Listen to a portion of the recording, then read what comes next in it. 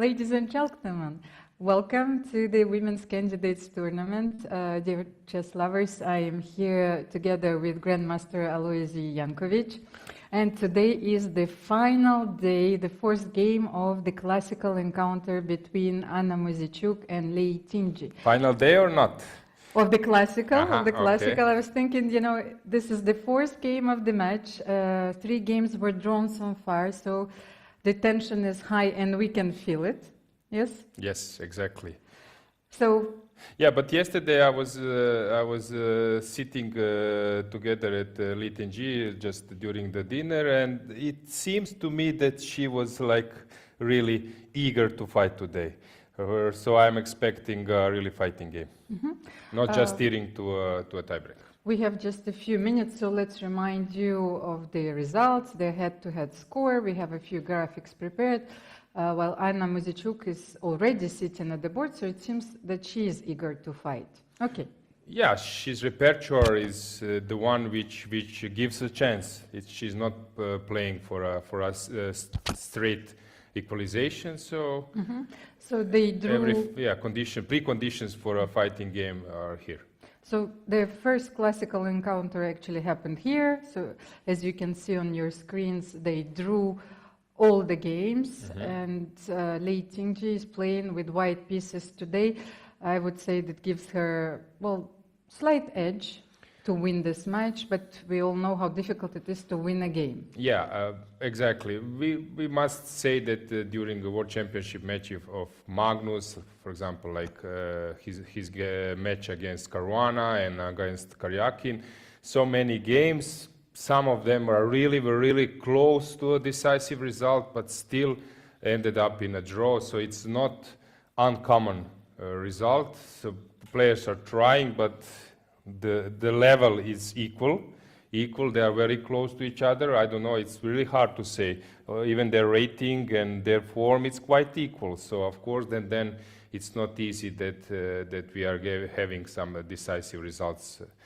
So often, yeah. Yes, this is a very important observation. The players might be vulnerable at the beginning of the tournament. They don't know, like, you don't have the feeling of the positions, but once you've played and you won the first match, then you're in the zone, yes? Yeah, probably the difference between Magnus and other players were much higher in terms of rating and so many tournaments won and so on. So here, players are really equal, I would say. So it's not strange. But as I said, I expect today another Grunfeld, another fighting game, only if Anna maybe switch to Slav. It's possible, because I remind you her coach is Yuri Krivoruchko, very good Ukrainian player from the national team. He was playing in many leagues, many tough matches. He played against top players. On his repertoire is Slav defense. So this might happen as well, of course. This is an option. Alojzije, have a look. This is an observation, you know, small information. Lei Tingi is wearing blue, Anna is wearing yellow. Of course, these are the colors of the Ukrainian national flag. But if I remember correctly, during their tiebreak against Hampi Koneru and when Anna won, that was exactly the same colors they were wearing. So it's maybe it is a coincidence. Actually, yeah, you're a woman. But when I take a look of this like a scene, it's really colorful and players fit, and the conditions are really nice. Actually, Ivan Ljubicic yesterday mentioned that he was really excited to see this type of conditions. He said wow when he entered the playing hall. So conditions are really good. The guy behind that is Jean-Michel, right? Yes. And today the ceremonial first move is made by Marie-Noëlle Gibelli. She is national counselor, so in the parliament. Okay, is this, it was D4, yes? Okay. Yeah, D4, no strange. No strange. Okay, so today we have lady. It was a mix, right? A few days ago as well. So D4 happened. No strange. No strange that we have this move as the first one. Alojzije, now I can reveal you one secret, because I've spent a few hours preparing against Anna and Lei.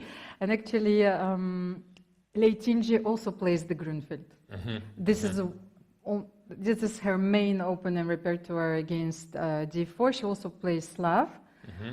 But that's why I'm even more curious right now, because I was thinking that she could go for one of the sidelines.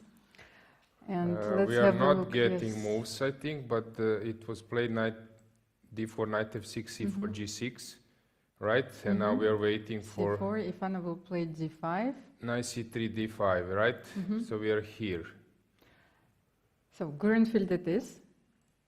Yeah, so, okay, sorry, I need to input again. Yes. So we are still not receiving the moves. Okay, d5 was played. C takes d5, knight d5. Same stuff as before, e4, knight takes c3, pawn takes c3. Probably, yeah. Okay.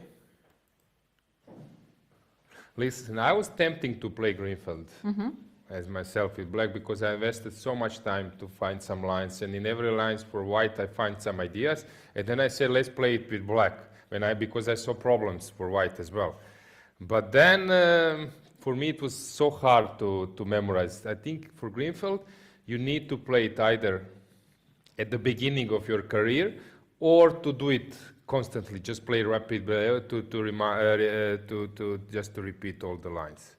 So knight f3 happened, right? What happened? We don't have the moves. Before we get the moves, I wanted to show you. Queen a4. This is what I told you last time. Do you remember that there is a possibility of this queen e4? Of course, because it was Lei's main line before. And Kramnik was doing that after knight f3 in some lines, and then also without knight f3. And this is like a heavily analyzed variation. Queen d7, for example, or knight d7 is also possible. Knight d7, knight f3. Now it's possible not to do knight f3 as well. Short castle, let's say bishop e2. Now there is this c5, short castle. There are these lines as well. Now knight b6 or knight c5. This is known line. So will they go for that or not? I don't know. Also possible is, of course, to play even c6, queen d7 is possible, then b6 comes. So I'm curious to see. What I wanted to show just before Anna will make a move, that I wanted to show you a game which Anna played at the Olympiad, and I was actually thinking that Lei might go for this line, and then we will study this early, like after knight c3, before e4, after knight d5. There's this interesting line with bishop d2. Yes, bishop d2 is one of the most challenging one, played by Firouzja, by Rapport. Giri played it. It's quite common. So now white can play, black can play bishop g7, e4, move the knight, or take on c3, bishop c3, castles. So this is like a normal line as well. And then what I wanted to show you, that what happened in the game against Nino This is like a classical, queen d2, c5. Because I like the position very much, and I thought that Lei actually might go there. And after queen d2, c5, d5, Anna played e6. So maybe she wanted to avoid this. So bishop g7, king g7, and please make a move here according to the computer. Bishop g7, king g7. Now, probably h4. Yes, exactly. I think this is more your style. And this is typical way, although some players who are prepared, they are not afraid of those type of attacks, because it becomes like a regular. Let's say 30 years ago or 40, this was like a huge concept. These days, everyone is expecting h4. Actually, those lines were heavily analyzed in Boris Avruk's book. He's a renowned coach and theoretician. He wrote many books from white side and black side. The black side was Grunfeld, and he analyzed all those lines. But it's interesting. You think that he covered everything, but then after 1-2 years, you already find some holes, some new ideas, and so on. So theory is very developing. So and maybe in h4 in that position is not even the first line. It depends, of course, but this is the idea which is players are expecting. Yes, These days, players are expecting. So let's have a look now. This is what I mentioned. Now c5 will come. But we should explain maybe the idea behind the move queen a4. strategically in Grunfeld, you always attack the center with c5 Yes. and knight c6. Yes, so this is the right point, Almira. So the point is, if after knight f3, let's say c5, it's important to play c5. Why? I will explain this. If you go short castle, this is too late, because now after e5, c5, bishop e2, c5, short castles, let's say knight c6,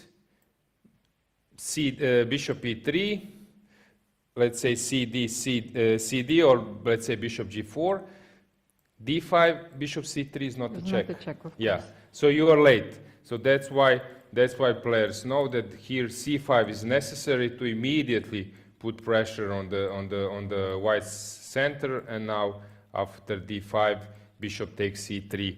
Is bishop f3 first or bishop c3, whatever, is just bad for white. So this is the point.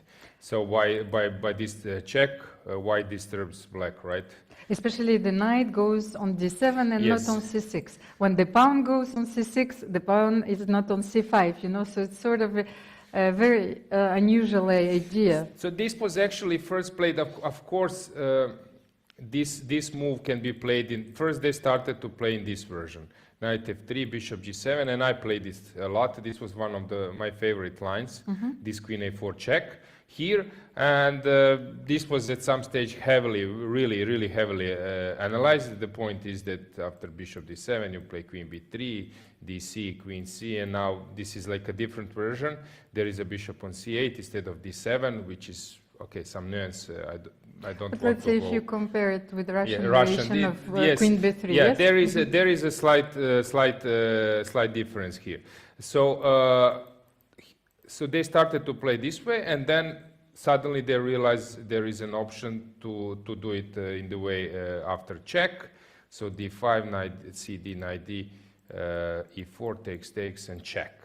Of course, if white doesn't give check now, he will miss it, but it's possible to do it also after c5. But usually, as I told you, they're doing the check here.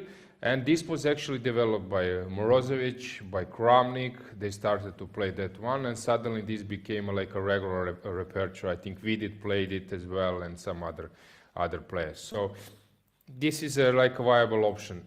Kramnik was playing at some stage even without knight on f3, but usually in some other lines. This, okay, knight b6 possible, queen b4. Okay, usually they play it on a3.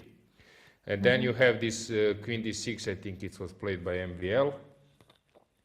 This is known, but also it's possible to play the way she did. She played queen b4.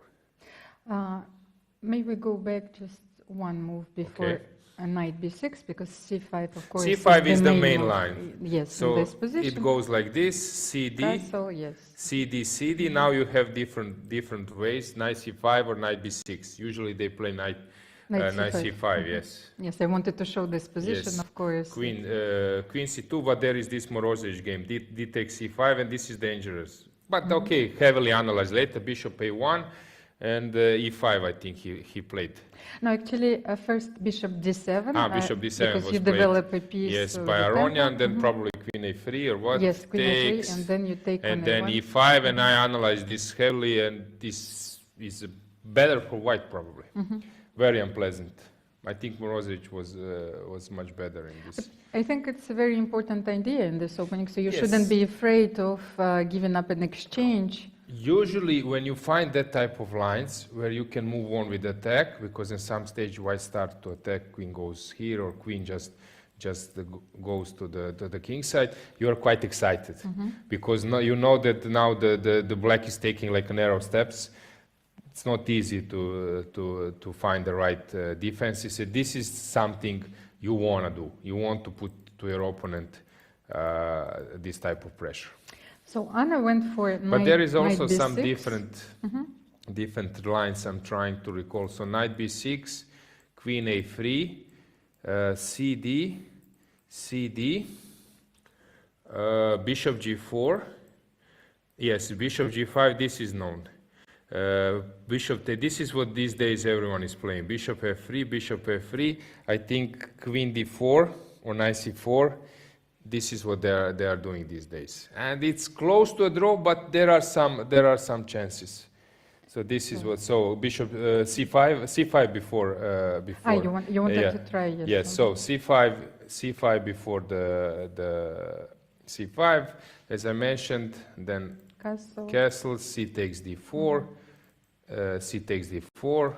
Knight b6. Okay, knight b6 first or before, whatever. Queen a3, bishop g4.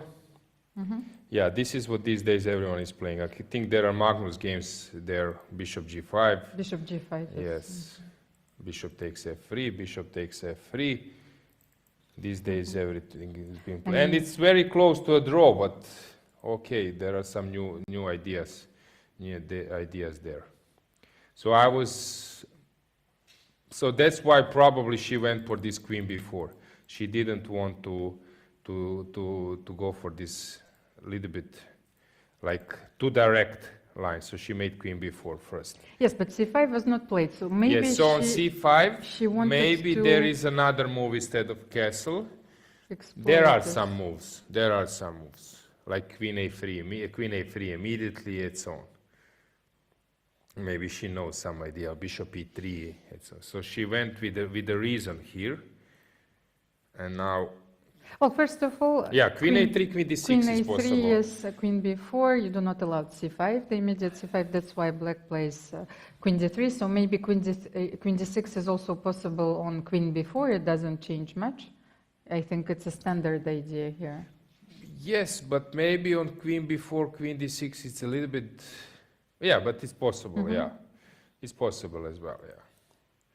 So she wants to play this type of position. Again, this is, even if we exchange the queens, it's like in the second game, we are having this queenless middle game, which is quite rich in possibilities. So. Of course, we shouldn't take on d6. Okay. This is you don't want to do because here after CD probably, but ED is also an option. But let's say CD, you're having this backward pawn, and things become very quickly, probably not like a fully equalized, but now probably this would end up in some kind of massive. I will probably take this one somehow. Maybe I need to just for a moment wait. This is a bit unpleasant. And you play b5, ab, probably take with the pawn even. I don't believe that anything tangible is here.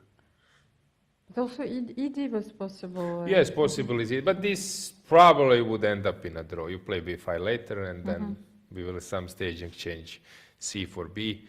I think it's important to exchange queens on your own terms, so you shouldn't take on d6 and then here it's obvious point. I go castle. If you exchange, I take, and then you see the difference between queen on a3 and queen on b4. When you exchange on b4, then c7 might be a target.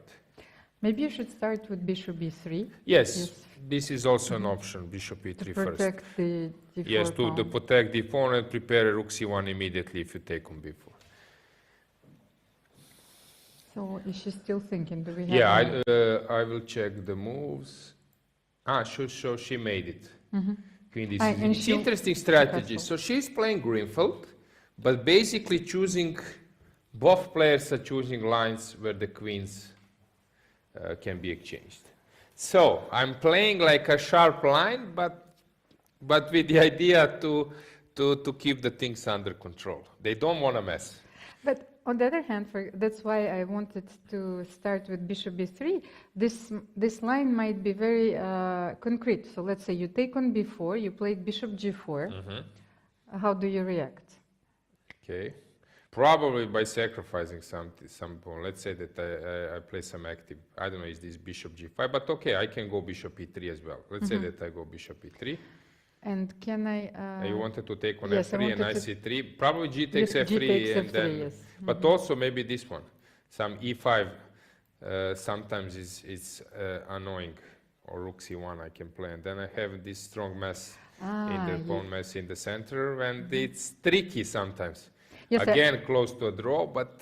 I wanted to play e5 myself, Yes. d5, knight d6, and the rook goes, bishop Yes. b8, and actually your bishop on f3, well, is This is, of becoming course, a very viable passive. idea, I agree. Hard to say. Listen, I'm not an expert in this type of position. When I was white, of course, I played some endgames, Grunfeld endgames, but I was preferring to stay with the queens. Okay, let me have a look if there were games played in this variation. And once again, Anna has chosen something which is very rare. Let's say, so the latest game that I have was Tudor against Chigaev. And after queen b4, c takes b4, black played bishop g4 in this position. Our move. Yes, our move. This was Tudor Chigaev.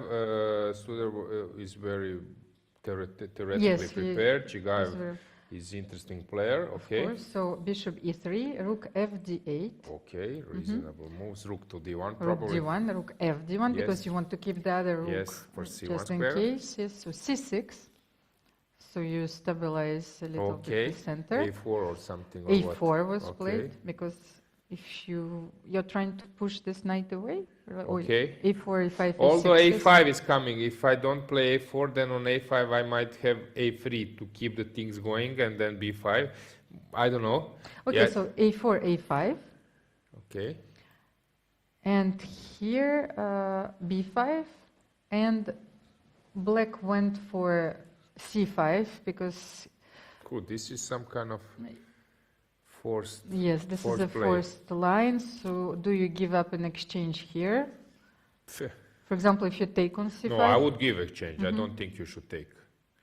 what happens? Yes, I of think course. you should take on D1 and then A4. This is my probably some liquidational path. So once again, you shouldn't take the exchange on A1. You see, even if Yes, with queens, yes, exactly. which are traded. Yes, if you take the exchange, I take with the rook, protecting, and then you need to move the knight, and suddenly my two bishops are splendidly placed, and one of those passers. So if you play knight d7, you will play, after knight Now d7, it's my h3, turn. Now it's probably say C6 or H3, both to moves. take the second. Maybe best is H3, just to keep the position. Yeah, this is unpleasant. Maybe it's holdable, but something black should stay out of. Okay, this line is interesting. At least this game reveals a little bit more about this variation. So if you go for this position, then you need to do something with your knight on b6. Again, some regular player, we know how to calculate. This is not an issue. Probably the game you were mentioning was played by 25-50 player with white, right? So only top players can make something here, as I told you. So, okay, also regular grandmasters can do with 25 rating, can do something here, but you need to be very precise. You need to know how to stop the counterplay. So as I told you, I can name few players who would be splendid in this position with white. Magnus, Kramnik, maybe MVL for sure. How to strengthen the position. Maybe, I don't know, Ding is a great player, but maybe this is not his perfect style and Nepo style. But for this position, maybe Caruana would be in this position with white as well. So you need to be very careful, not allow exchanges, and create something. It's not easy to create. Of course, engine will probably give you some decent plus, 0 point something, like 40. But to create something, now we are going back to the second game of the match. You will have one or two points. Actually, I discussed this with Lei Tinji about her second game. She said, yes, I missed this rook c3 point at that moment, and suddenly my advantage slipped. So here would be the same. If you go a4, a5, you might immediately lose the advantage. I don't know if this is her style. But if you want, you cannot have a position where you have everything under control, and also the position which actually suit your style. So now he's, as I told you, only very skillful grandmasters can outplay, or not outplay, of course, the opponent can make a mistake, but to create something and to be very precise, where to put the rook, to play a4 or not, to wait a bit, to do something, bring the king, Kramnik would wait to play some stage king f1, but at the right moment, and so on.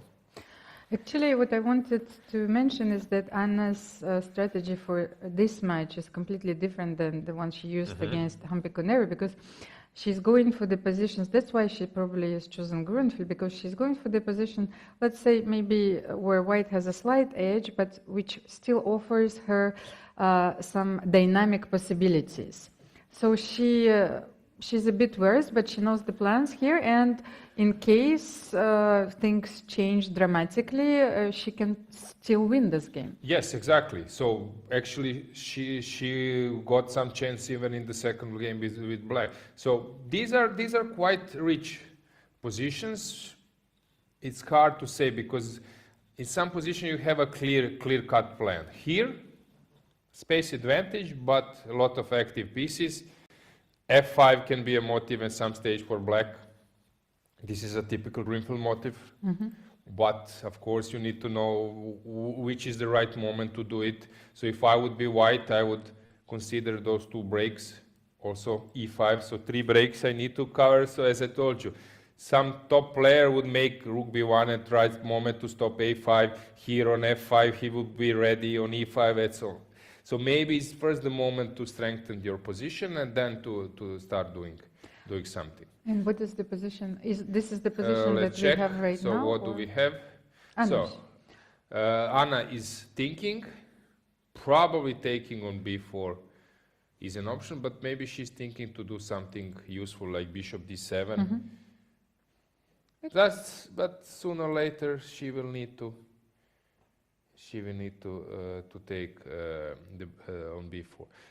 Frankly speaking, I'm pretty sure her coach and other team checked Chinese players, top players, how they play, what do they play in this position. So for sure this is not some surprise. How many players you have to prepare against? Yeah, I know, but this is a match. Actually, I read an interview before Nepo's interview after the candidates. He won the candidate. He said what were his mistakes, why he lost the match. He said one of the mistakes that he was doing so much. So of course that you can unlimitedly check all the top players, check all the Chinese players, check some main lines, but also check which calls might be possible in some sidelines. He said at some stage, I just was working too hard. So it's just an overdose. Yes, overdose. He came to Dubai 1 month before, and he said instead of drinking cocktails and swimming in the pool and sea, I was just every day playing training games, repeating the lines. And so he came to the games unbelievably unfresh. While Magnus, as he said, his main quality. This is an interesting statement. Nepo said that Magnus. There are players who calculate better, which is a strong statement, who calculate better, who are better in creating tactics, in some vision and so on, although he said that Magnus is pretty good in technical position and so on.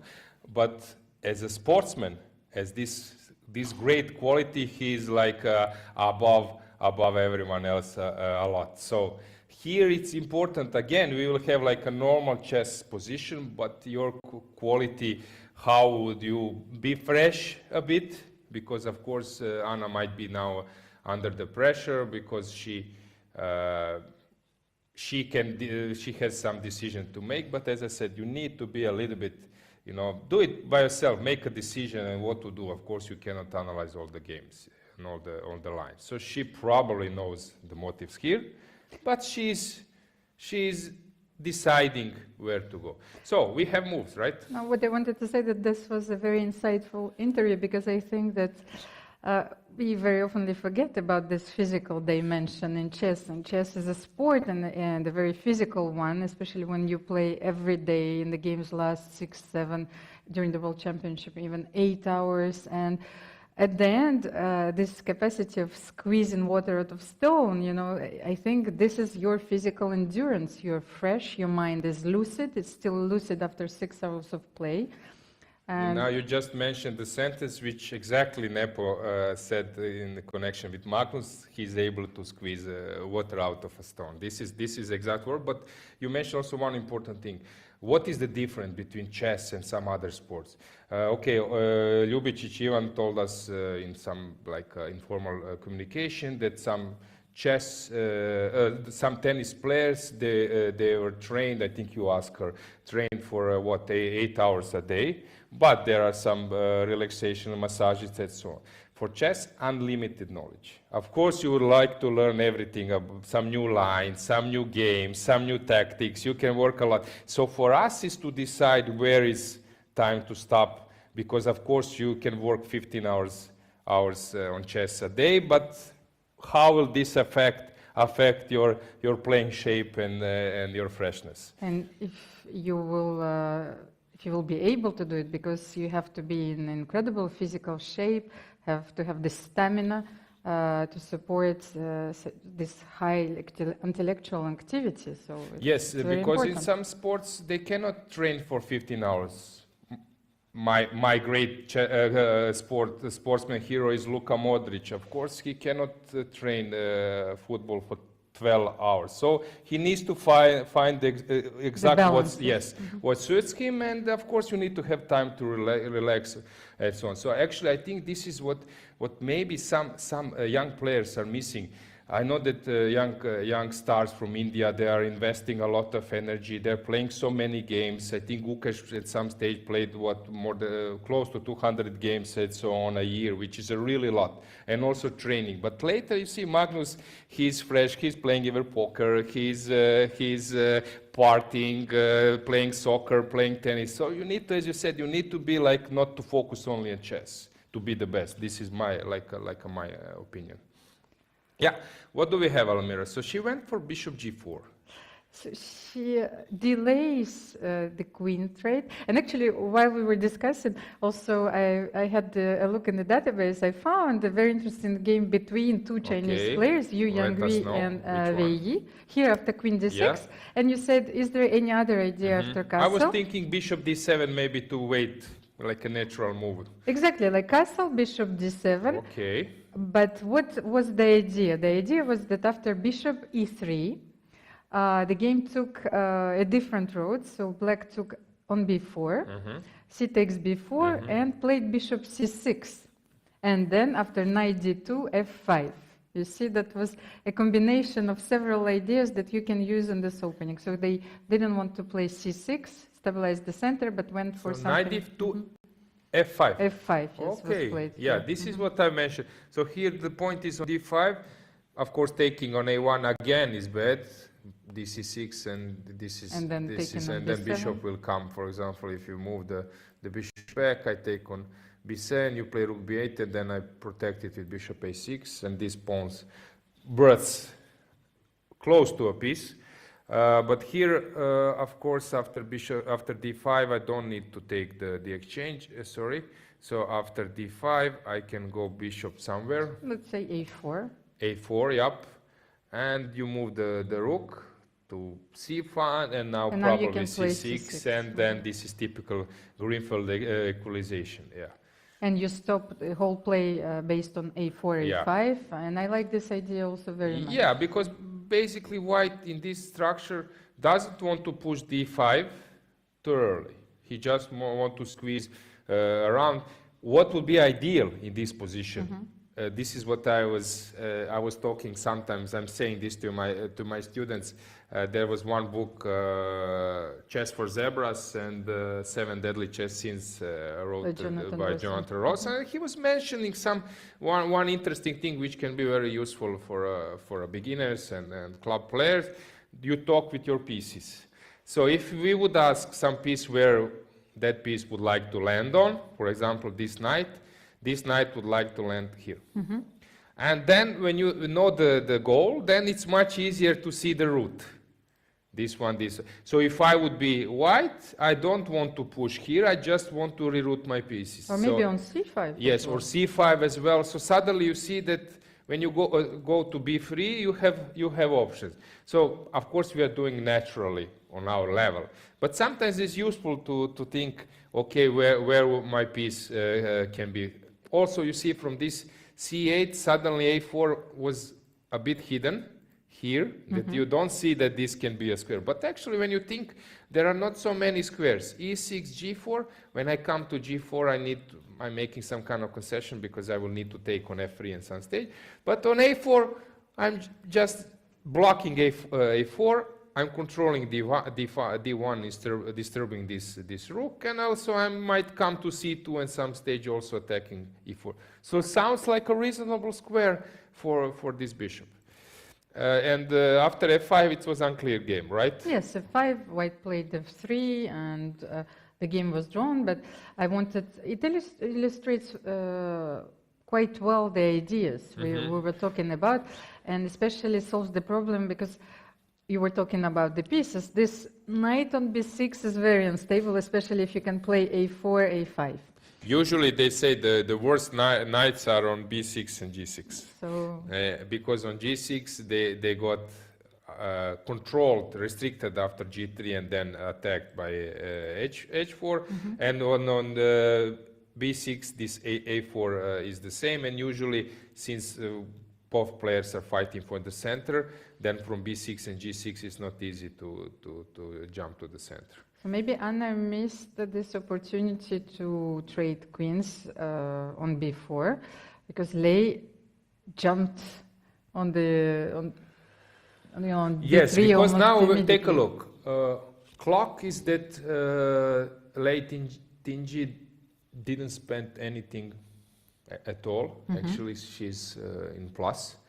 So that means that she's in her preparation.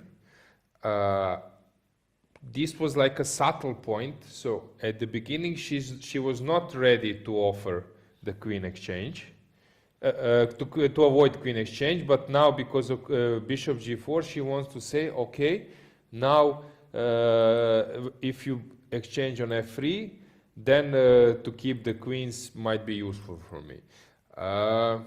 You know, I think black can play in some Grunfeld style to get a chance. So that doesn't mean that now white has won the opening battle. No, but it's a bit unpleasant, I agree. What I wanted to say is that I'm really impressed with Lei Tingi preparation, especially in this game, because first there was the line, and another subline, and another subline, and actually the time, of course, shows that she knows the queen b3 idea, and she knows the whole variation very well. We are still, well, queen b3 was played, there are 2 games, so this is still theory. And here, black has to switch to another plan, because you cannot play c5 in this position anymore, so you have to go for c6 anyway, after queen b3. Now we will see, will Anna retreat the bishop? Will she play it on e6, d7? Now it's like a turning point for her, because I don't believe that she will exchange on f3. But what is interesting for me, this is like a completely different approach than men competition. Lei Tingi is sitting at the board. You are in the preparation. You are half an hour ahead on clock, and still you sit and focus. From our 10 top players in men competition, maybe one would sit in this situation at the board. So this is like completely, you see, completely a little bit different approach. So men somehow they want to show by walking this power, I'm putting pressure on you, I'm in my preparation, you are not. But she's very focused, so this is like a different approach, which is interesting for me to see. And while Anna Muzyczuk is thinking, for those who are joining us today or tomorrow, let's remind you of the format. And this is the 4th game, probably the decisive game of the match between Lei Tingi or Anna Muzyczuk. It could be decisive. Yep. So let's have a look at the format of the tournament. So it's a knockout tournament this year, of course. The quarterfinals in this group were won by Lei Tinji and Anna Muzichuk. They played, Lei Tinji is playing the second sister in this event. She beat Maria Muzichuk, and Anna Muzichuk beat Hampi Koneru in the quarterfinals. It is a 4-game match. At the end of the tournament, when the second group will be finished, the final match will be played in 6 games. Yeah, this is what I was actually mentioning. We were mentioning a few days ago that this match experience, regularly you don't have it. You have it maybe World Cup 2 games, but 4 games, 6 games. These days, everyone is either playing some round robin or like team and individual competition. So you don't have this experience of 6 games matches. So I think this is very important. Now, both players after those matches, especially Lei Tinji, would be much more experienced in terms of strategy and how to focus in the match. Yeah, and then we have this final match of 6. Yes, we'll have the final match. Actually, I have a little small piece of information because I have looked at the schedule. Normally, the final match against the world champion. So the winner of this tournament will face the world champion during June, is scheduled for summer 2023. So the final match will probably take place somewhere in the spring, and then we'll have the match against the world champion. Sometimes it's also possible that that can be delayed a bit. So I expect that this will happen for sure in the next year. Second part of the year would be maybe the precise answer, right? So there is a huge prize fund. I can see more, but let's also have a look at the pairings. Look at the 3 of the whole tournament. Because we shouldn't forget, of course, the players who will play in Uzbekistan in Group B. So you have Alexandra Goryachkina, Alexandra Kostyanyuk, Katerina Lagno, and Tan Zhongyi. And of course, there's only one spot for the challenger. Yes, exactly. So it will be for sure interesting event. Uzbekistan is now in some kind of chess boost after the Olympiad. Yes, their gold. team just won the men's Olympiad, which was like a huge achievement. They were led by Ivan Sokolov.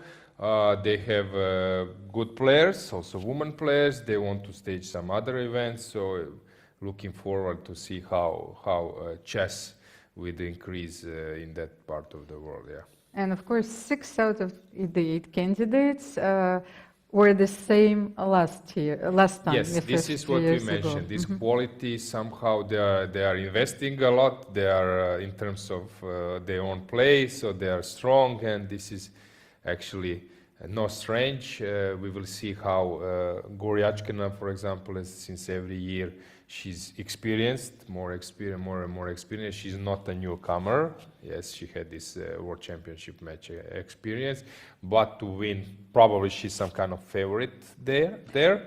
But Kostyanyuk is playing really good. So it's. But you know, Alexandra Goryachkina is playing Alexandra Kostyanyuk. Of course, she's seeking revenge because Alexandra Kostyanyuk beat her in the World Cup finals when she won the tournament.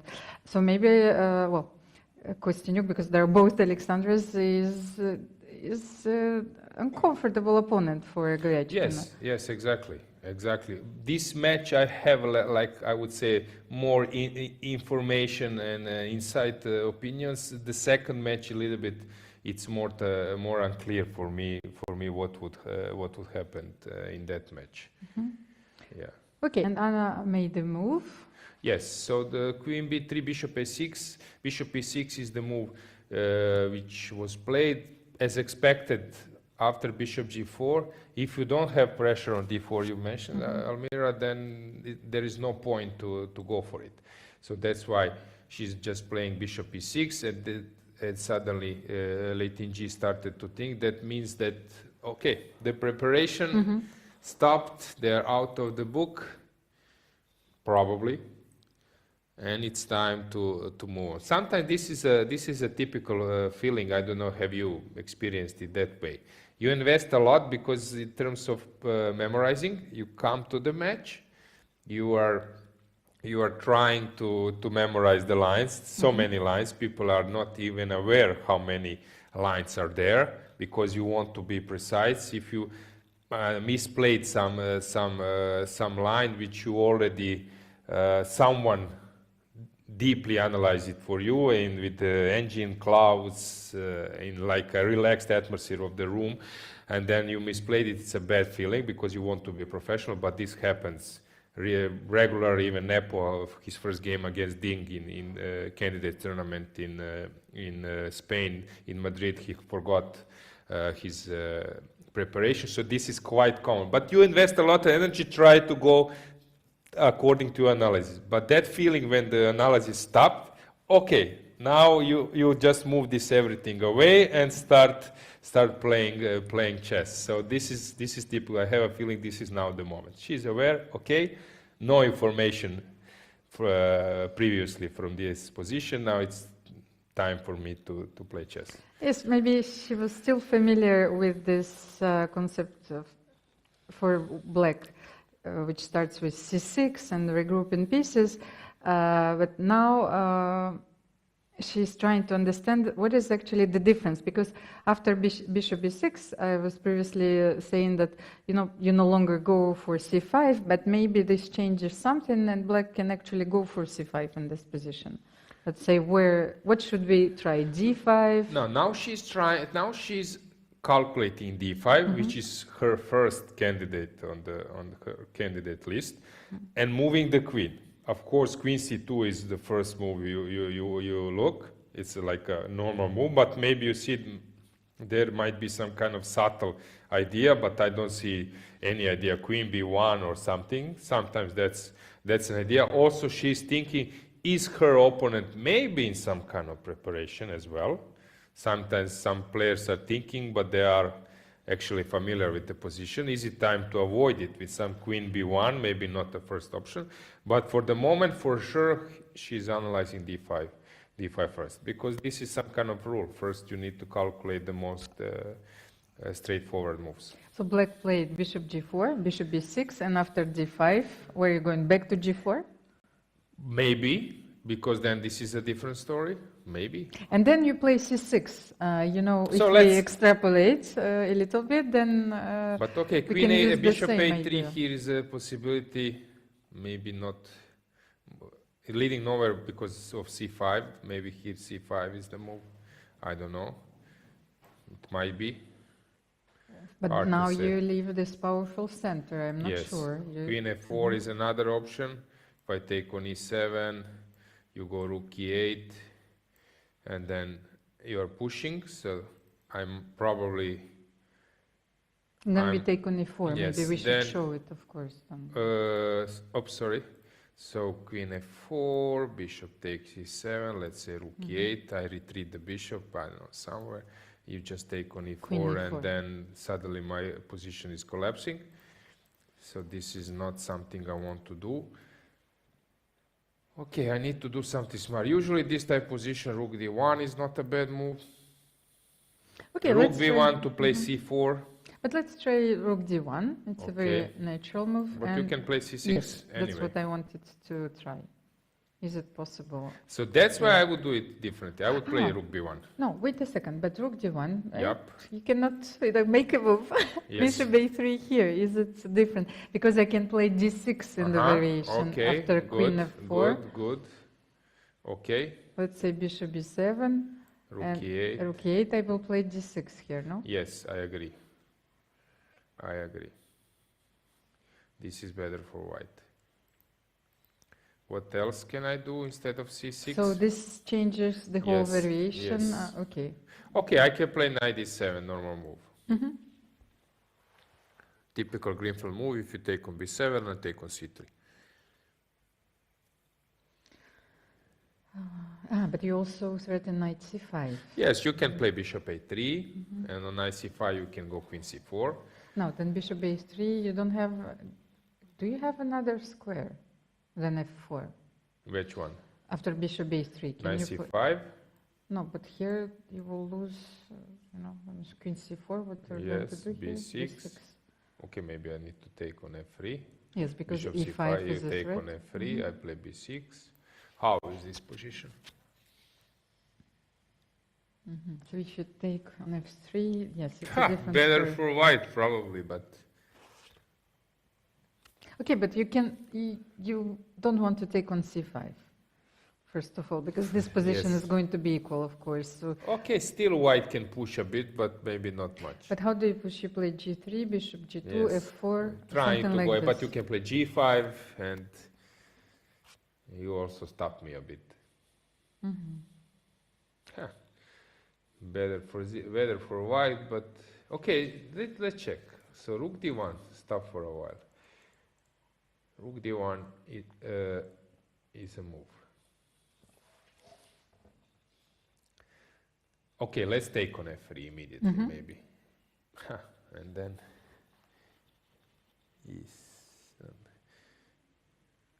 because I saw one motive, queen f4, bishop e5 at some stage, but And to win the bishop on f3, yes? yes, but this is not a checkmate, you move the king. You just allow me to take on h2. Okay, let's play rook d8. But which rook? Good question. No, but okay, rook a8 is completely irrelevant because after bishop a3, bishop b7, Yes. both rooks are going to be hanging, so rook Just- f8 is... I did it automatically. Is bishop g4 only way? Bishop d7 is maybe more precise. Okay, let's try bishop d7. Okay, So for the the difference... second time. No, I'm But you don't joking. have knight d7 here anymore, so you take a very important square away from your knight. Can I use it? So if I play bishop a3 here, first of all, what do you do? Is bishop a4 possible there? What's the idea? Then you play queen f4 and you attack everything, yes? No, I don't know. Is bishop a3, bishop a4 possible? Is this possible or not? Oh, this is possible, but I mean, if I play queen b2, if I don't Okay, take... but then I did something. Queen f4. Yes, queen f4 or queen d7 even, and then trying to go for c6. Yes, queen d7 also. Also, and c6, when I managed to play c6, the worst part is over. Okay, of course, you cannot play rook d1 anymore. Okay. So, But okay, after bishop a4, let's try bishop d6, of course. yes, Because I it take, has- you take on e7, I guess. Yes. I play rook e8. And if I take now on b3... Yes, rook I take e7, rook e7, threatening both pawns. show them. c3, e4, Yes. of course.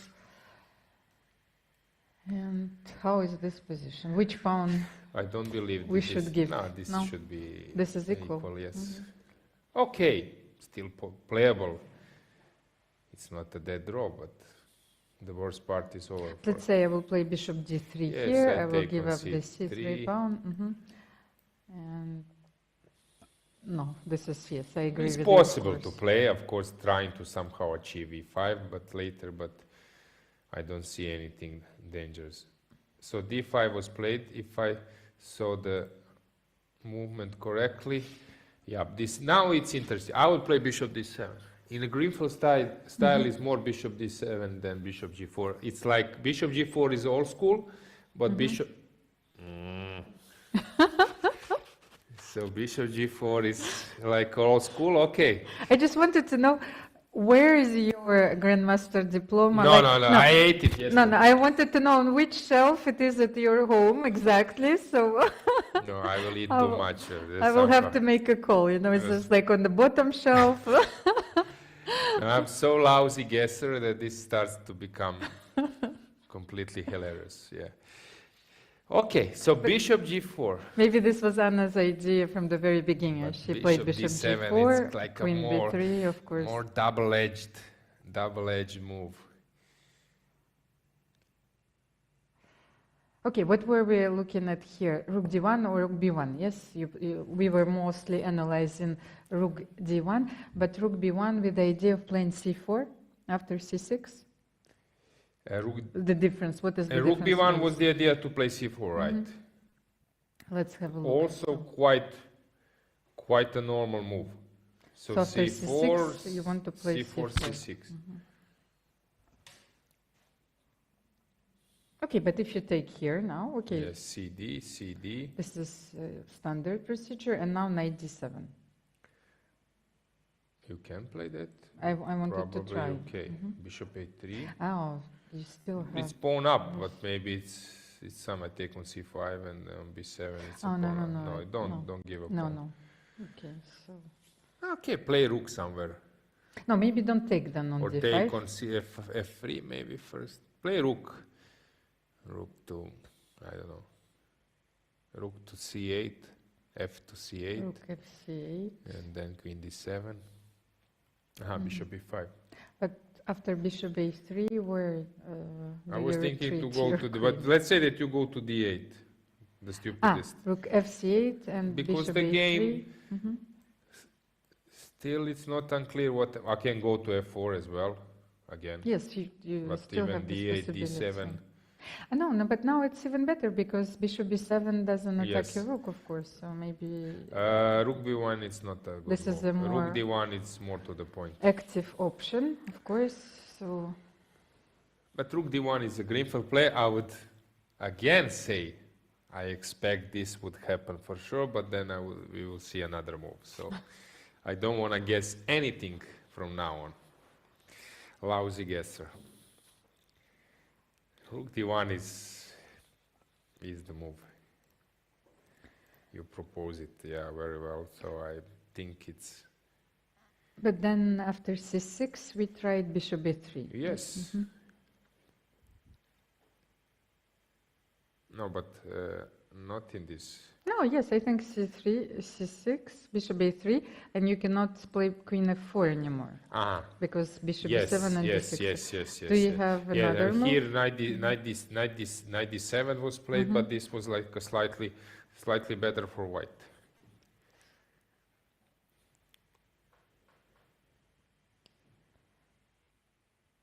But this position is so lively. Like you have so many options, like for both sides. So I'm expecting this is going to be a very like sharp fight. Tell us more about your experience in China. Tinjili is from which city? Do you maybe know? Or No, not? because this is already the generation that I do not know. I started playing Chinese leagues very early, and one of What was the concept? It's like many rounds, if I'm not mistaken. yes, of course. And I think actually the second board in my team, when I was playing the first board on the women's board, it was Hu Yifan. Second board. Second board. And she was 10 at the time, and I was watching her games, and I was thinking, oh my God, you know, it's like Ivan Lubicic said, I do not deserve to sit on this chair, you know. I was quite sure, and at that time, I was invited by the Chinese Chess Federation, of course, by the club, but I also had a very friendly relationship with Xi Jun. Okay. And she showed me a lot of things and introduced me to Chinese chess, and also showed me how they train. It was a very valuable experience, of course, for me. But the only problem with the Chinese leagues is that everyone knows that I cannot play in the morning and the round started, especially like when you have to travel in China, the time difference is like about 7 hours, and depends, of course, on the city, and then they start at 9 in the morning. Oh. I was really struggling, but I have so many memories from those trips, of course, and believe me, those trainings are tough. Were they playing some blitz after the rounds, or maybe discussing some positions? Of course, always analyzing, and I also saw how they train younger generation as well. So they used the same method at the time that we used at the time of the Soviet Union. So younger talented players, they were always going to some sort of school training camps, and they were helped, of course. Any European coaches? No, no, never, and I don't think this is the case even now. So they try rely to on their yes, they their rely on their own knowledge, and as you can see now they have such a strong also team, men's team. I think this is they've developed what we might call now the Chinese school of chess. Yeah. Who was playing from Europe in the leagues except you? You were the one of the like a pioneer, right? Yes, there were very few players at the time. There were a few international tournaments. I remember Irina Crash went there as well. So, but now you have like almost every professional chess player is participating in the Chinese league right now. So. What is the system? How many boards they have? I don't know if the system was changed, but you had 2 women's boards at the time, and as far as I think, maybe 6 men were a little bit. I don't even remember. It was like 20 years ago already, so almost 20 years ago. So I think they introduced also the junior players, which is quite an interesting idea. So the match is not only decided on the first 4 boards. No. I hope, and of course there was a period where they were organizing the intellectual games at the end of each year, and this was an event which was attended by the elite players for men and women, of course. Interesting. No, but because if I'm not mistaken, when it was this World Under 16, I played in Spain. Okay, first rated player was I think Dominguez. He was my age. Who else that played? Elyanov, maybe Ponomarev. They played in my group.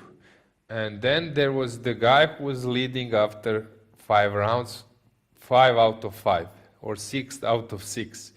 Non-rated player. Nihua, at that time, he came to the championship. He was without rating, and he was leading the field after 5 or 6 rounds. In the end, Leonid Kritz from Germany won the event. Kovchan from Ukraine was there, and Nihua maybe was 3rd. I'm not sure, but for me it was credible to see that they have like a non-rated player who at that time played more than 20. Dominguez was close to 2,600 already at that time. So they had at some time 20 years ago they had low-rated players or players without rating who were very, very strong. I don't know if that was the case when you played. That's exactly what I wanted to say, because this was also a very dangerous competition, because you were playing the Chinese league, but the players, for most of them, didn't have the possibility to travel and to play in so many international competitions. So they were underrated, but they were insanely strong. Yes, yes. And at 9 in the morning, Yes. you were struggling against someone who had like 2,100 and was outplaying you completely. So I still have those memories, and I have to say that many players I've discussed it with, friends of mine, they were saying that playing against Chinese players is very difficult, and sometimes they have a very different way of understanding. So you're looking at your board and you're lost, and you're looking at the position. Yeah, this was interesting because they had like a round robin the championship, and for example some players 2,600 like Bu or Nihua at that time, they were playing and they were struggling against 2,300 player who qualified. I don't know which was the system. So for me that was quite interesting. No, but I'm pretty sure that the situation is still the same, because I've looked at some games. So Hu Yifan, who doesn't play competitive chess anymore, so she played this year in the Chinese league, and she struggled actually. So she made a few draws against lower rated players. I think she lost against Zhu Jiner. So I had a look also at the games of Zhu and Jun, because actually she finally played the tournament, and it was Chinese league also this year, but it was not easy. Yeah, because why I'm also sometimes following, before we just follow the events in this match, just last thing, the longest game I played in my life was played during Aeroflot Open in Moscow. It was 2012. I played against Zhou Yinchao, if I'm pronouncing his name correctly. It was 7.5 hours, maybe even more. I played Grunfeld with white. I was at that time that was a player 26 something, and I came like heavily armed, prepared to a game. It was Grunfeld. I was white, so they were playing Grunfeld at the time, everyone, yep. And I came as a white, and suddenly I misplaced the line, and I realized I will need to fight for a draw for an hour. And no chance to win. And I was lost, but some chance, and I played for 7.5 hours. Everyone left, but I made a draw. And then I was completely exhausted, yeah. But he was nervous, which was strange. At that time, they were quite calm, but he was very nervous, yeah. Okay, let's move back to our games, yeah. Our game, what do we have? Bishop g4, h3. Ah, she forced the position immediately. Strange idea. Again, this is just my opinion. This is the move, I don't know, I would make instantly. Not instantly, but quite quickly. I would just consider those two moves. That one and that one. But okay, she did h3. And now some c6 will follow, I guess. And now your idea actually works. Let's say c6, bishop a3. Yep. Let's show bishop, queen f4. Yes, queen f4. Something like, and let's say bishop b7. Can you play bishop b5 e5. here? This is what I wanted to do. You move the rook. Yes, it's still not mate, of course. Yes, but you need to move you cannot the rook. play g3. Yes, you move the rook. I go inside. Okay, and then I move my rook. Yes. Okay, I could have done it immediately. I don't need to give check. So we are here. But why don't you want to play queen h2? Okay, I can. It won't run away because you cannot play g3 anyway. Okay, now tactics. My turn. Okay. Oh, yes. Either by taking maybe or check. Maybe I check you. I go knight d5. You take. Let's say that you take. I take. Okay. Why she allowed this? I don't know. Okay. Anna will see this. Oh, this is such a lovely idea. Yes. Knight d5. Yeah, okay, you I haven't take seen with it. the Of course, idea with queen the h1 check, yeah. mate. Of Yeah, course. check. You need to open the e file, Yes. of course, for Okay, all of this course, to after happen. knight d5, you don't need to take, but come on, I'm taking your ascendant, and this bishop is useless at the moment. Yes, but wait a second. If you don't take after knight g5, I'm looking at this f4 square. No, so I'm not sure if what this do you is do the best here? move order. Maybe the better one is this way. This is maybe the most precise move order, not allowing you to play g3 later. But if I can play g3 now, Okay, I take on f3. and I take on g5. Okay, I have a minimum draw. It's up to me now. It's a draw. Okay, let's show it. Yeah, of it's course. like Here's a the perpetual. perpetual. Yep. No way to run away. So we are again. Again, I have a feeling she missed the chance to get something. Okay, bishop a3, of course, is not forced. But h3 is not forced as well, because black doesn't have so many moves. what You to would do? take on f3 anyway. Yes. So you could use it for something else. So c6 was played right now? I think it will be played. It was not played yet. Let's check. Not yet played, but it will be played because c6 is a move you want to do. And the rook is not on b1. You can take on c6, I take on queen c, you play something like e5, I move my queen, and what next? e6, okay, this might be an option, so let me see if I can run somewhere else. I can run to c8, just to stop the, or c4. This would be again some kind of massive liquidation. So queen c4, I knight take, c4, you take on yes, b7. yeah, I move my rook. But I will play bishop d5. Or here, bishop or a6 h6, maybe. yes. Okay, I take on e5. Okay, you are slightly better here. Bishop e3. You might be better Knight here. c6. Knight c6. And rook b1 or something. Rook? No, I want to play rook You are b1. allowing this one, okay. But maybe then you can take on c3. You pin me? No, and then I will go Knight back rook b4 c1. or- No, I will lose. How? I'm losing a piece, no? How? Rook b1, I take? you take, and I will play, no, I wanted Knight to play rook b4 I c1 can and you play. have knight b4, of course. Maybe this is something, but with a subtle play, I don't know.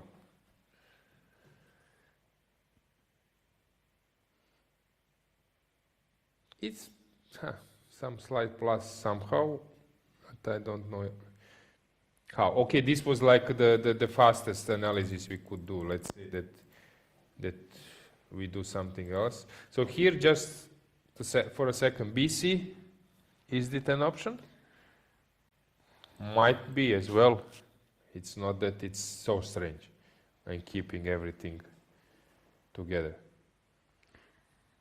But then, if you take B takes C6, how are you going to coordinate your pieces? Okay, I understand your question. Because So, you were hoping for the C file, yes. of course. Okay, I will play rook b8, first asking you where will you place your queen. Mm-hmm. Let's say I will play rook d1. Rook d1 or bishop e3, I don't know. So rook d1, I move my queen. C7, let's say. And what can I do here? Can I play? You develop. No, I want to play a4, a5 if you give me. a4, rook d8. So a5, you have knight d5. Knight d5, don't do this, yeah. So this doesn't work. I have to. You move the queen. Slight plus, it is, but it is slight plus. Maybe you don't need a4. You just.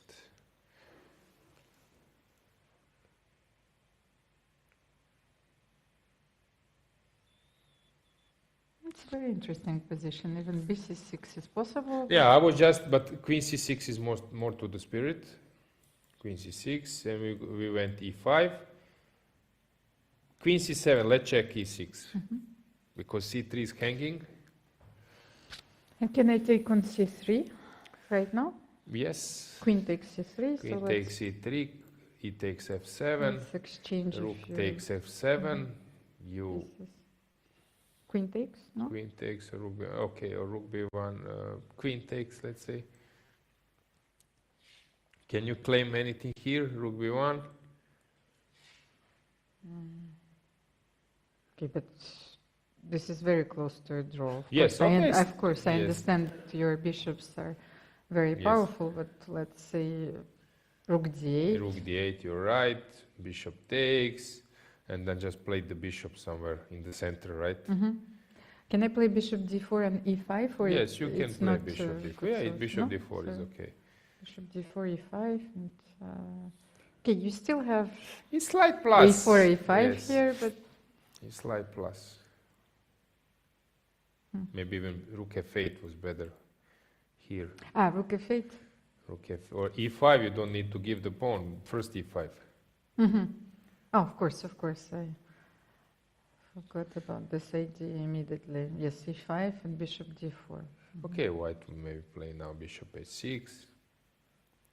Trying to move around with the pawn down, but bishop d4? Bishop d4, rook c1. Of course, you cannot be worse here, but black has sufficient play. Yeah, I agree. No, this is, no, you shouldn't allow this. I think that we should go for another line after e6. No, taking on c6, then it's not on a menu. But then if you open the c file, the c3 pawn is becoming very vulnerable. You didn't play rook b1. You cannot play c4. Can we try something? So bishop a3, we looked at queen f4. Okay, I can maybe prepare for your taking. I can play rook b1 or rook e1. And then even trying that I wait that you take on d5. Yeah, rook e1 and prepare bishop a3. Yes. So let's say c takes d5. E takes d5. E takes d5. And but bishop f6, this is also a classical way how to play this position. Is this something? I don't believe. Rook goes out, knight will go to d7 at some stage, and this, if you go bishop e, again I move my queen. Queen c7? Yes, and knight c8, knight d6. Yeah. No, I don't like this. Knight d7, knight c5. Probably taking on c6 is only. option left, right?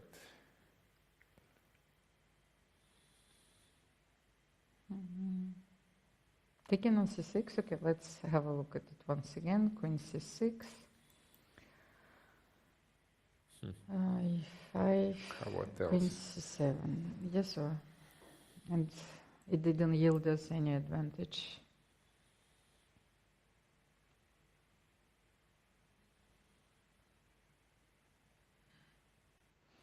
Anna Mizachuk is still thinking. Yeah, okay, let's see what she's thinking about. Instead of c6, knight d7. Yes, maybe knight d7, the move that you suggested. Yes, I was suggesting, in but this another is a bit position, of too course. passive from my point of view. The difference in our variation was that we played rook d1. We had the rook on d1. Is there the way that black can exploit h3? So bishop f3. Let's try knight d7 Knight here. d7. Bishop a3. That actually this move gives a white time. I don't need to play bishop a3 or something. Just give me some time that I regroup myself. Okay, let's try. Let's say rook d1 again. You don't want to play rook b1? Yeah, rook b1 as well. I move my queen to c2, I push c4, and later trying to move the bishop to e2 and push f4 and everything. Okay, of course you can play with black that way, but you're opening the position in better circumstances. So knight c5, queen c2. I'm not in a hurry. c4, rook to e1, and then this should be like a classical advantage. I know it might be tough. But are you sure? Let's say c6 here. c6, c4.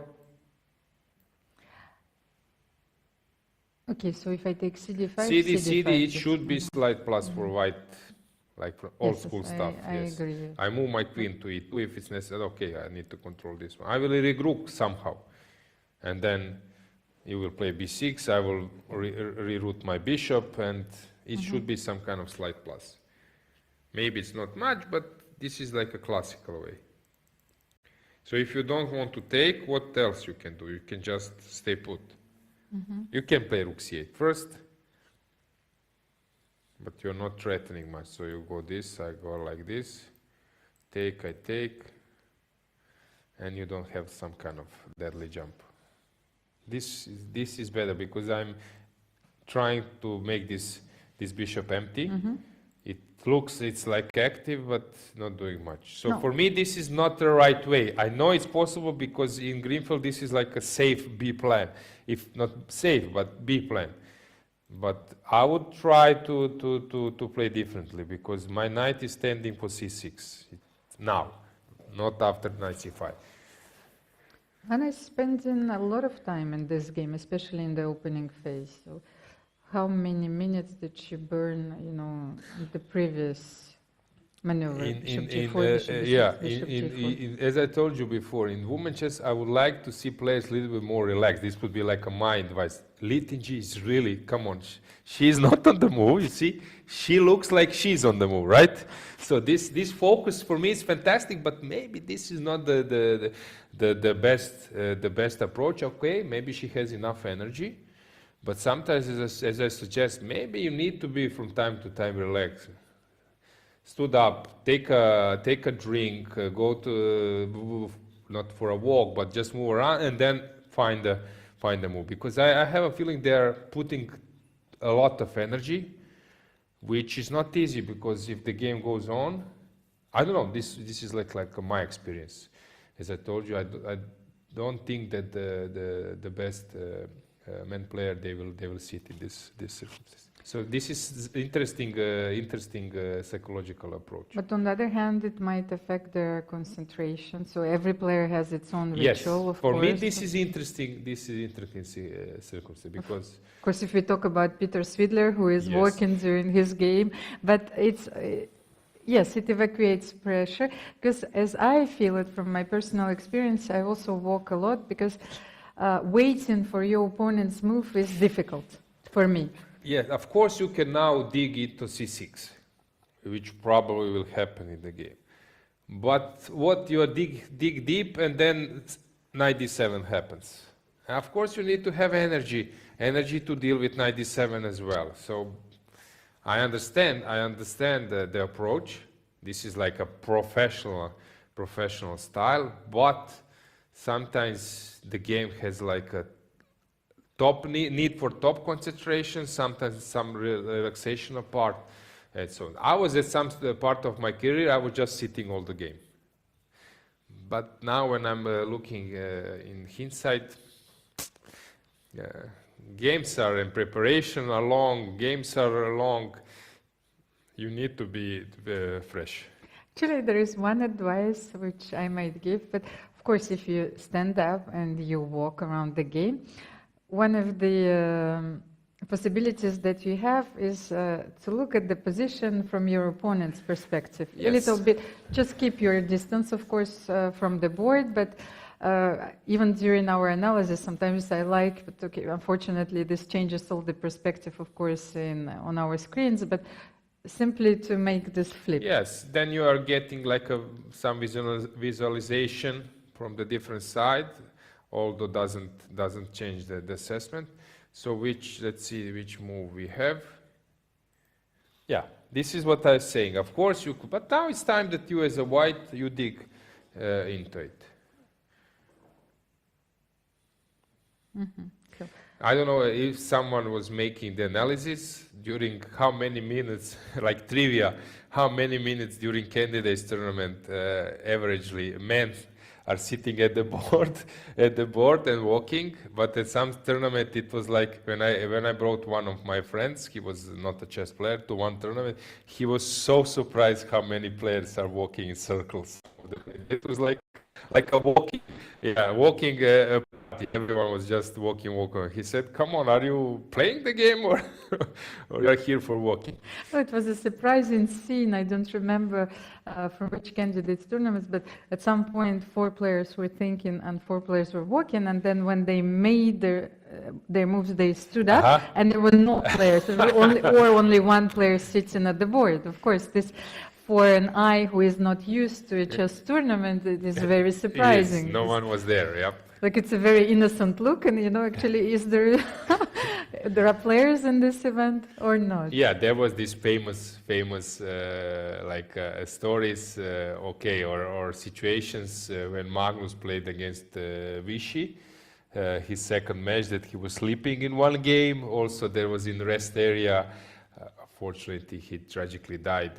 Vugar Gashimo was playing one tournament, and while commenting his game, later he said that it was one, I think, strong tournament in Shakmir in Azerbaijan. He said, I was well prepared and this position was well known for me, so I went to the restroom and slept for a while. And after 20 minutes I came back to the...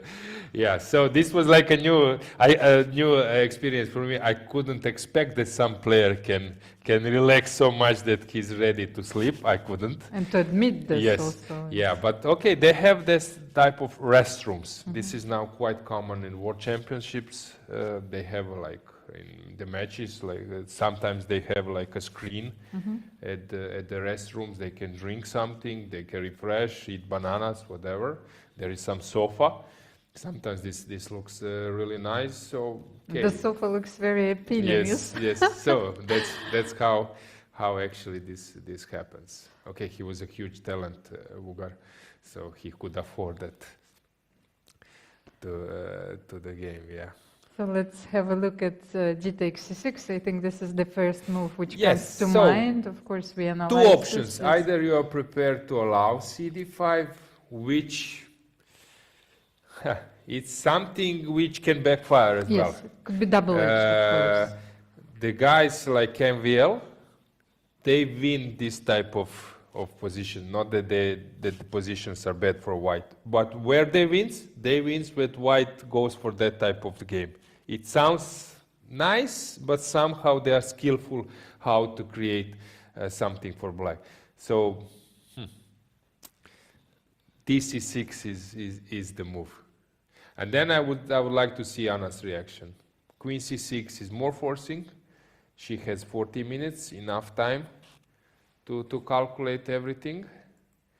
But bc6 is also a viable option.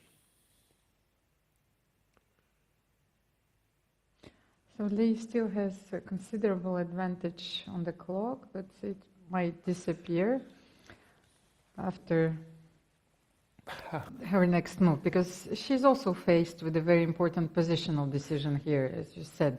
She could be tempted and go for these pawns in the center. You know, she could allow c takes d5. So let's say we analyzed rook e1. Yeah, any move, rook d1, rook e1. These are the moves, but when you have two bishops, you want to take on c6. I don't know is this the case yet, but she might be now aware that, again, maybe her advantage slipped. Vanished. Yes. This is Grunfeld. This is Grunfeld. You have 1-2 chance. Everyone can play this type. Okay, I'm not saying that that I'm now from this commentator point saying that someone should do this or that. When I was losing the advantage, I was losing this way. Somehow you just make some move, maybe a little bit fast or without deep analysis and not careful, and then suddenly in Grunfeld, black looks, from one move it was like a tricky, second look looks very good. I think Anna is now aware that, okay, the worst part is like adventurous part is over. What's interesting about this opening, I think that you always have a chance. Even if your position is completely lost, you still have an idea or, well, a tactical idea that might save you. Listen, what I'm sometimes saying to my students in terms of Slav defense, Queen's Gambit. For example, you play Queen's Gambit with black. Then your opponent plays some Rook B1, A3, completely unsound move from your point of view. But the position is still slightly better for white. And this was annoying me a lot because when I'm teaching my students or advising them about some position, listen, if you will play this opening, be aware that your opponent can play some complete off theoretical move and still be slightly better. With Grunfeld, if white makes a slip or some move which is not in the spirit of the position, you will know what to do, and you will have a chance to start becoming better in the position. So the risk in the Grunfeld for both sides, but usually more for white, it's much more than if you're playing, as I mentioned, the Queen's Gambit, and then white player can afford even a slight mistake, slight unprecise move, and so here in Grunfeld, okay, now it's turning point. One more move maybe from white, which is inaccurate, and suddenly black can become ambitious as well. Yes, you're completely right, and especially that after d4, d5, the structures are very similar, and it's very easy to play. Whether in Grunfeld, the spectrum of the positions which you have to master and to understand different positions is much larger. Yeah.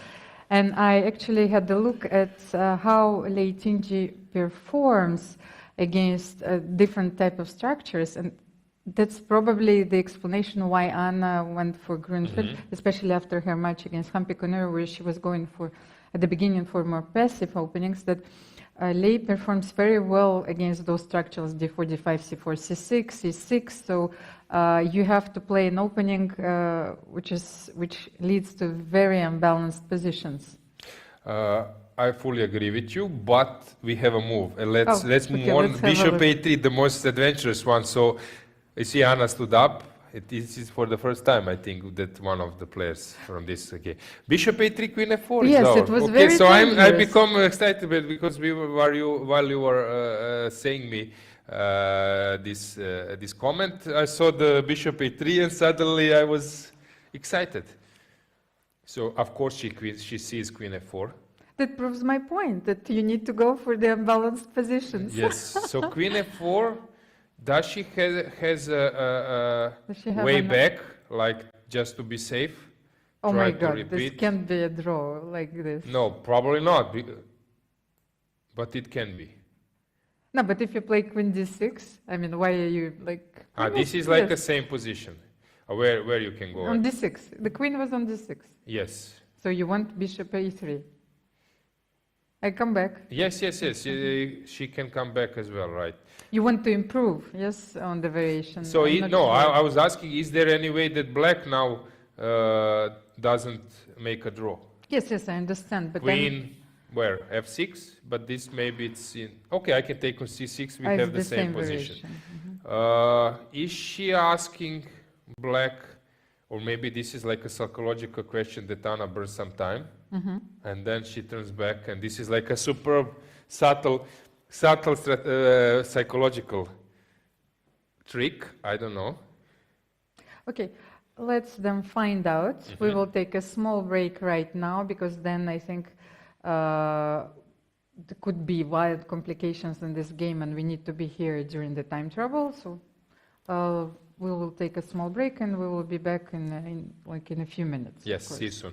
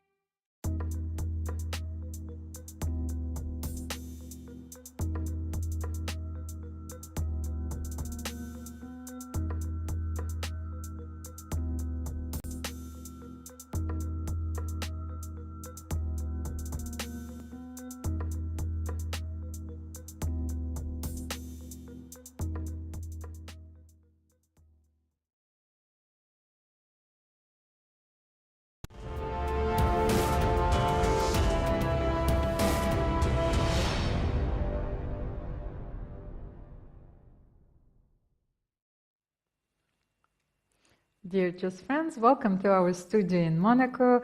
We are watching together with you the last game of the classical part of the match between Lei Tingi and Anna Muzychuk. This is women's candidates, and Grandmaster Alojzije Janković is helping me to understand, this complex position. Not easy at all, but... So the score is tied for the moment, of course, 3 draws so far, and well, we have 16 moves on the board. Yeah, the position is quite interesting because we have already a different type of pieces on the board, knight and bishop against 2 bishops.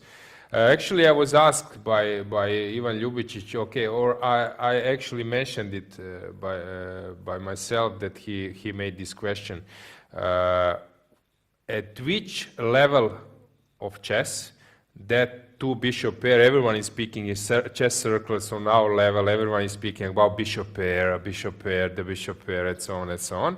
So from which level of chess this starts to tell?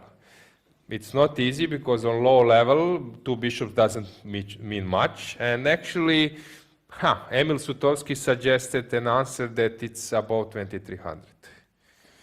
It's a very interesting answer, but especially that when you analyze the recent games on the top level, and especially the new ideas which were suggested by the computer, you can see that the top level grandmaster start to give this bishop.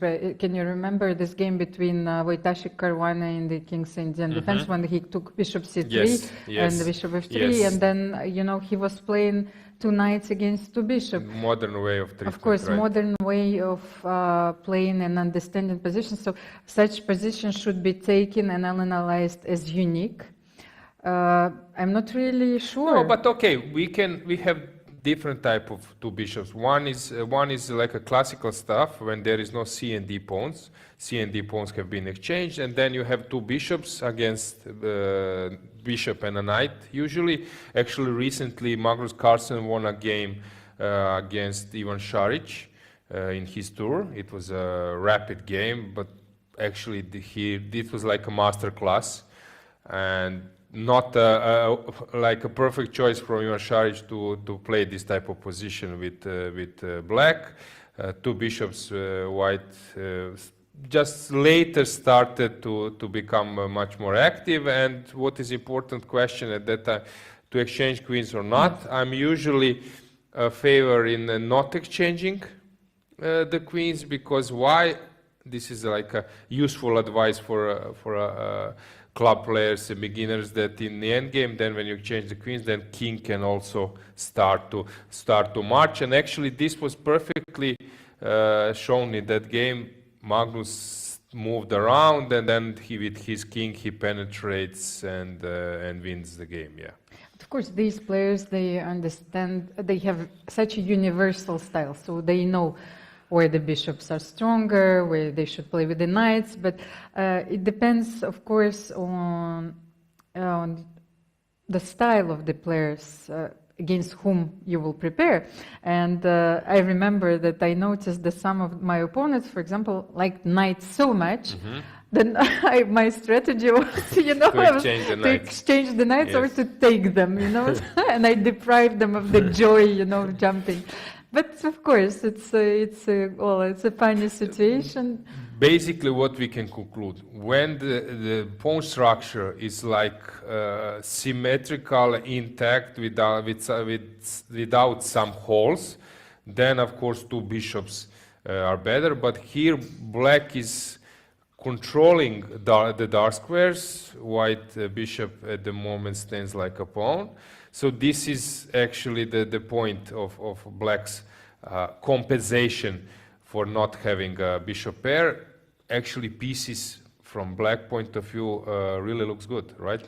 Of course, but I had another question, which comes back to our conversation before. So let's say we are sending a message to extraterrestrial intelligences in the Milky Way, which was considered, by the way, by the scientists recently. And of course, it's a binary coded message, but they were considering of including the rules of chess in this message in order to communicate with some other civilizations. So are we telling them that two bishops are better? Maybe they will know before us. Yeah. Are we transmitting Yes. them this wisdom? This is interesting. I didn't know this. Yeah, this sounds really interesting. The chess is a part of like a really small. If we can resize it a bit, the chess can take a part in that type of small message. Yeah. Of course, small, because yeah. it's not so easy. You know, sometimes you can include in this message some physical and basic physical and mathematical concepts, but you have to establish a universal means of communication. So you never know. So maybe the game of chess is that universal means of communication. And it's a part of like modern life for sure. Yeah, it's like a heritage thing. One of the most known heritage thing we do have, right? Maybe they are better than us already. We will see in Fisher Random, maybe. Yeah. Okay, let's get back to the game. Yeah. Anna didn't play Queen F4. This is strange. This is strange. I need to show it once again. So Queen F4, only move which change is a game changer. It's Bishop E7. Yes. All other moves there is no point. So Bishop comes to E5, threatening checkmate. If you can just move the rook. No way other, because this is just dropping the piece. So you need to move the rook. We can decide where. Let's say you can place it on D1. And then comes this rook E8, with check or without. You push D6, what else to do? And then comes this knight D5, which might have been overlooked. But this is in Anna's style, so I don't... Actually, what I think that you should start with Queen H2 and Yes. then Knight D5, Yes. because there is a forced draw after Yes. Knight D5. So Okay, this is possible to overlook. If she didn't go See too knight deep, D5, yeah, yes. she maybe stopped too quickly. And then this is like ideal. It looks like a really ideal position now.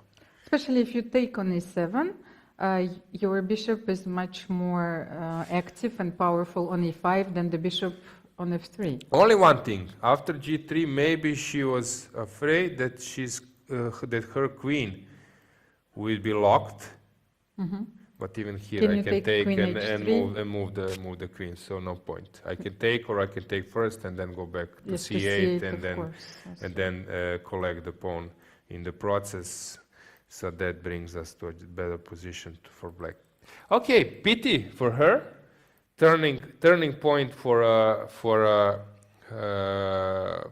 Anna, and also maybe a perfect moment in post-mortem analysis to ask even late in G what she was up to in this line. But let's go back to the game. So what happened here? Queen C7 was, and now comes super subtle rook A to E1. Okay, this is something we were not expecting, right? No one is eating anything, no diplomas these days, but okay, she wants to go bishop D1 and push F4. So this is basically what she wanna do, like this. No other answer. Can I have a look at the position after Queen C7? Just Yes. what was the difference here? Rook A1. Okay. Unbelievable. Let's say we will try another move and understand the difference between Rook A1. So let's say if I play, of course you want to target the E7 pawn, but if you play Rook F-E1, then Okay, there's Bishop C3 or Queen C3 somewhere. Yes. Yes. Say takes on D5 and then C3 drops. So let's say C takes D5, he takes D5. Now, can we take on C3? Maybe I cannot because D6, so I will need to protect it. Yes, and Knight C4 is coming. You can transfer your knight to D6, Knight C4, Knight D6, and play B6. Yes, exactly. Okay, so... Usually this structure, just speaking about like a long-term strategy, is decided by placing a rook and pushing H4. It's going for attack. Somehow, even if you manage to place the D6 knight, going for attack because no way other way. You cannot. E7 is enough protected. On the queen side, black is safe, so white is basically playing here. Okay, either to push g4, h4, h5, whatever, but basically white in this structure, white is playing on king side.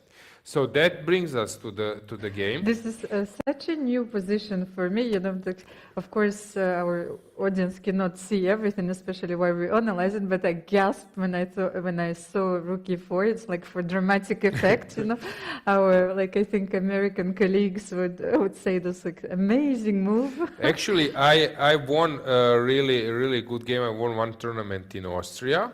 Okay, where several strong players played, like Bluebaum, and our Croatian players, or Brkic, or also Perunovic from Serbia. And I won against Tal, but not Misha, of course, but Tal Baron from Israel. And was it he against him? I'm not sure. It was for sure one Israeli grandmaster, and I won it this way. So it was Grunfeld, and then it was this rook e4, and then I sacrificed everything. It was like a really good game. I knew the motives, but I didn't know precisely. But it was like really like 25 moves with this concept. It was the same structure, and I knew that here you need to play on king side. Especially, okay, this move is a very like a multi-purpose move because you do not allow me to play knight c4. That's why I like it so much. So you stop knight c4, yes, and you prepare this h4, h5, and rook h4. Yes, this is the only way. I don't see any other way.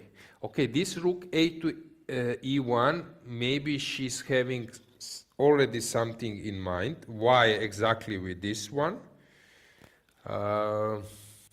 Okay, but I like to see this. This is like some preparation of adventures and interesting battle, which is ahead of us. Okay, so rook a1 is a very subtle move. Yeah, still I think that black should be able to regroup. But then we take on pieces. d5. Yes, he takes d5. Maybe it's not forced, but let's say that is the most challenging for it. It seems very natural. You want to open the c file. Yeah. And take on c3. Tell me one thing. Here, sacrifice works or not? How do you want to make it work? Let's say that something and bishop b2. Does it work? It's very interesting as well. There are so many ideas. This is my style. This is I like to play. I was not a great squeezer and out of the making water out of a stone, but okay, we have to understand that I will be forced to play f6 yes, very sooner or quickly. Later, but then again, bishop or h4, h5 might be an option, and e file will become stronger then. So you play rook c8, do you allow c5 or not? Probably you need to make it sooner or later. Okay, because if you go f6, it's too early because my queen is here. Of course, yes. Rook c8. Yep, I push c5. Knight d7. Yep. And what do you do here? You can push c6. Because I don't know about that, probably. How strong is that? Or I can wait. Rook c1 is the move which crossed my mind. So c6, you're afraid that you'll simply yes, I don't know. And go back to yes, I don't know, but it's also a viable alternative because then I'm combining attacking on the king with the passer. Yeah, we should show something on the board. Yes, so c6, just I was thinking is rook c1 the other move. So c6, b takes, d takes, knight b6, and now it's my turn to create something. And what happens after bishop b2? Bishop b2, you move the queen. That's what I don't like, because you will have an option of playing e5, not f6. You see that, let's say, if I will play queen c3, you will play f6 and e5 then as well. So you maybe this holds. But this is, I remember one famous game, fantastic game, went a bit unnoticed in Eternal Games. It was game Mamedjarov against Bosny. It was European Team Championship in Novi Sad, 2010, 2011 or 9, maybe 9. Have you been present there for a French women team? 2009? No. 2011 or 2009? I think it's 2009. I'm not sure. No, I think I was playing poker tournaments at that time. Really? Yes. So Mamedjarov sacrificed the exchange, not in this position, but sacrificed the exchange for 2 bishops. Nothing. Not even a pawn, I think. This style. And he outplayed his opponent. It was a match, Azerbaijan against Israel. I was so impressed by the way how he sacrificed the exchange and just slowly improves the position. This style. Not, okay, here he has a, white has a passer, but there it was like a game worth study how you can improve your pieces. Postny at that time was 2650 player or something like this. But even in this position you can rationally justify it because Anna is getting very low on time.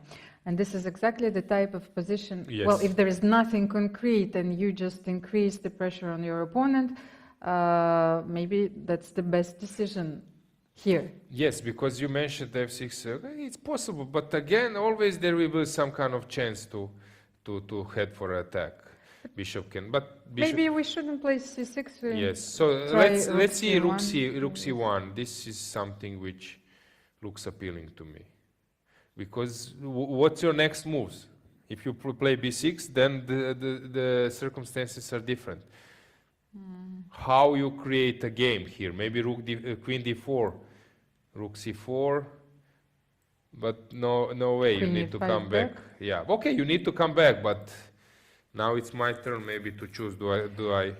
I can start with h4 or... Yes, on the other hand, here your hands are tight a little bit, so you have to protect the pawn on c5. Yes, but maybe I threaten to take on b7. So it's your turn to defend it or not. And I think we have a move? Yes, okay, let's move to the game. So she took, c takes, e takes. But why did you want to play rook, bishop b5? Bishop e5, bishop d6. I was interested about this setup, and then if f6, knight d7 or whatever. I was interested. Is this a setup? Okay. Because this was my idea. We were analyzing bishop f6. Bishop f6 is of course normal way to. And what to do after bishop f6? Then your rook is on f1. Rook e4 here. Yes. I was thinking about rook e4. Maybe it's not necessary, but this might be unpleasant. If I would be black and play against some Mamedjarov or something, I would be very, very unhappy here. Okay, can I try knight c8, knight d6? I want to knight go... c8. Yes, the other way. You can. You know, I see the square, as you've said before, the dream square. Yes. So c4 is no longer available. I will try another Okay, maneuver. maybe you have some...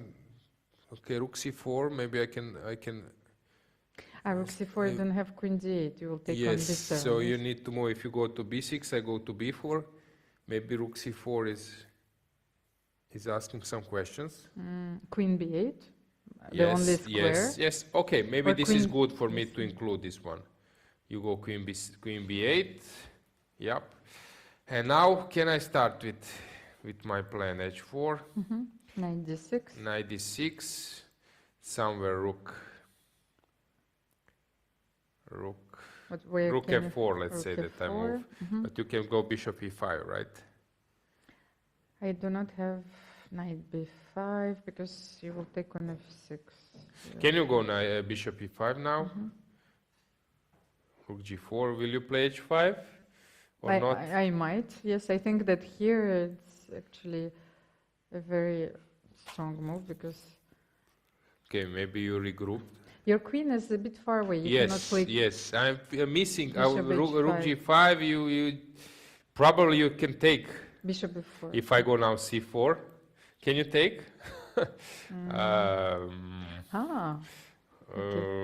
Dangerous. Yes. No. Maybe you can take, but I would be a bit worried. Because my queen is not ideally placed on b8 as well. Yeah, I agree with this. Bishop goes here, rook to e1. Okay, still unclear. I don't have a clear information, of course. Maybe you just wait. Maybe it was a bit b6. hasty, yes, to play h5 if I cannot take the So this is exchange. the position. I don't know if I can. Maybe I cannot do anything here. We have just like a. How am I improving this one? So you will just, you count on leaving the rook on g5? Yes, this is my concept, but I'm clearly missing some other pieces. Because you will improve quickly. Queen will go out, rook will come to the c file, so I need to have a clear answer. Listen, one answer is this one, all in. So if I take on h4... I play bishop, rook h3 and I take on h5. Okay, bishop f6. Yes, I take on h5. Okay, I cannot take, I think, on h5 because there is queen g3 check, no? Probably, or rook h5 first. Or rook h5, rook This h5 first. looks really dangerous. So you need to move what, king?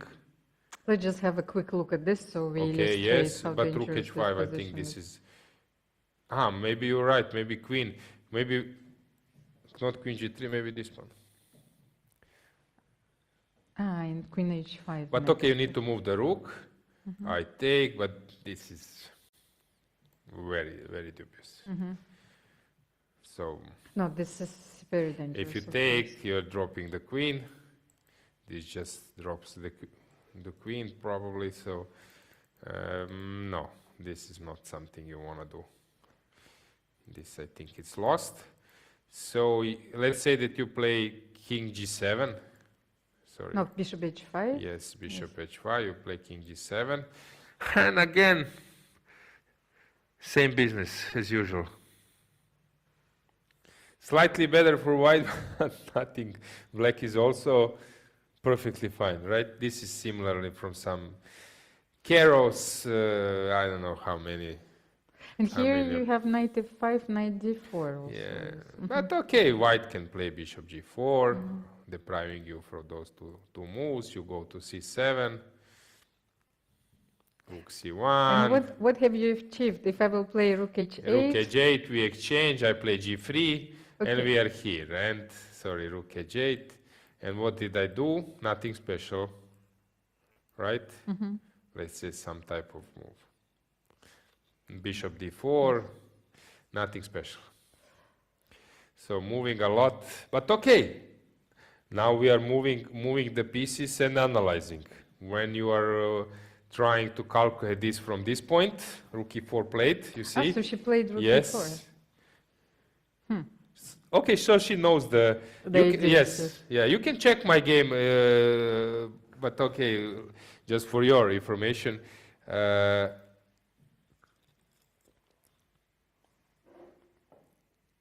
Maybe best is that you find me. Yes. Yeah.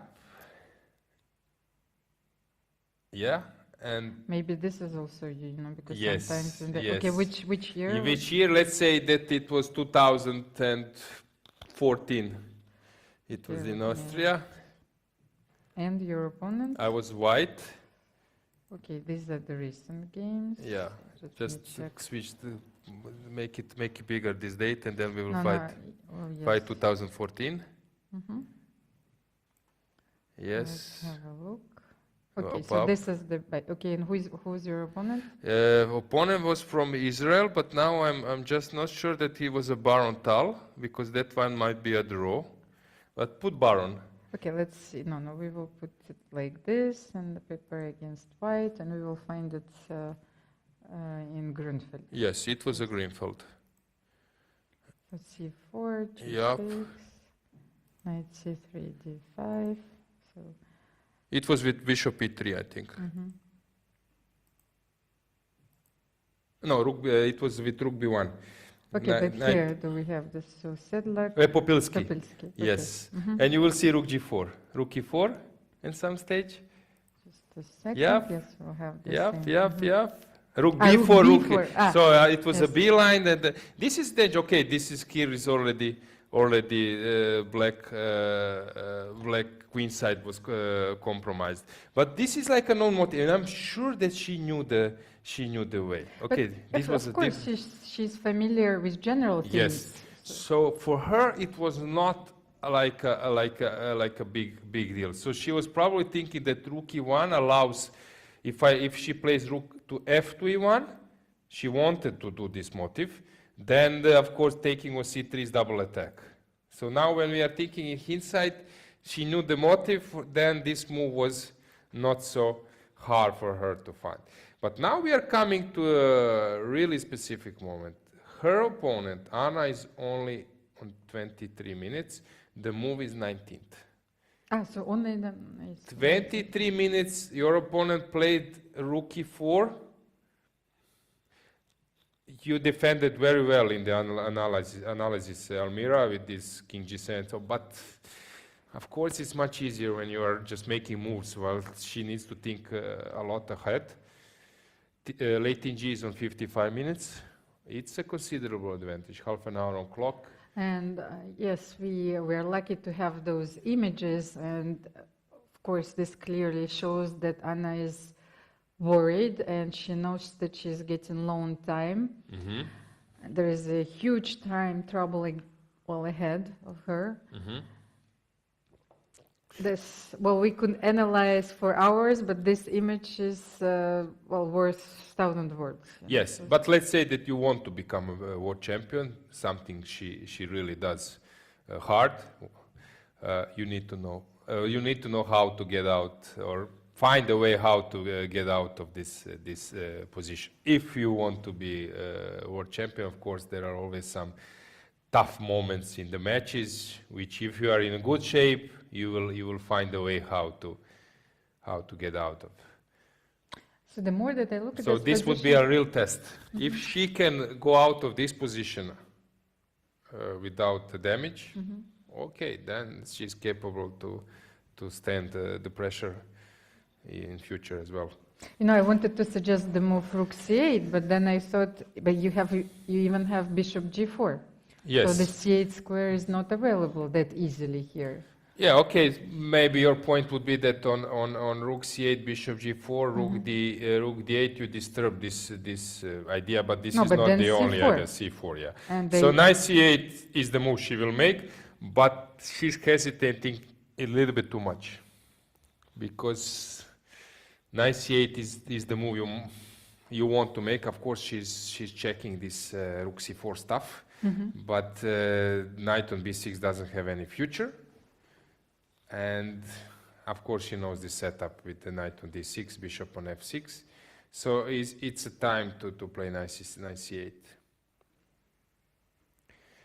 Also, if this game somehow end up in a draw, we will have here sort of time trouble. So this will also show how it will be in rapid, in tiebreak, because now we will have like a rapid decisions, right? Yes, but in rapid, your tempo of playing is different from the very beginning. Here, you have to adjust yourself to the time trouble, and Anna's been spending so much time already in the opening, so she has to force herself to play quickly. Some of the players even write on their score sheet that, okay, on the move 20, I would like to spend that much time, 30, that much time, to avoid the time trouble. Yeah, but I think according to the arbiter rules, they stopped allowing writing, because there was this famous case with Saul Wesley. Actually, he lost a game against a Kobian long ago, when Wesley was just switching to US and starting to become a top player. He was writing messages to focus, to support himself, don't get in time trouble. He was writing messages on the score sheet behind, or let's say someone somewhere in the corner of the score sheet. Watch out for the time trouble and so on. And then this was like a forbidden, and that was I think opponent was complaining that was like a big, not a scandal, but this was like a big case. And then after that, I think you are not allowed even to write, because some players were writing. There was like a Soviet school, maybe if I'm not mistaken, that you write the move before executing. Sometimes that's just to recheck. But this, I think, now is forbidden. You can only write the move after it happens. Regarding time trouble, actually, approaching time trouble. This was one of the biggest problem in my career because I was playing like a decently blitz and rapid. I had even some good result actually in French. I was qualified to some championship. We played in nice chateau. It was really nice, and I was good player in rapid. But during the games, when I saw that time trouble is approaching, I would speed up not to end up in a time trouble, and in that phase I would make mistakes. This was so when I was in time trouble, I would do my best, and sometimes I was playing really good. But to avoid time troubles which was approaching, I start to speed up. Yes, because then you're changing the course of the game artificially. Yes.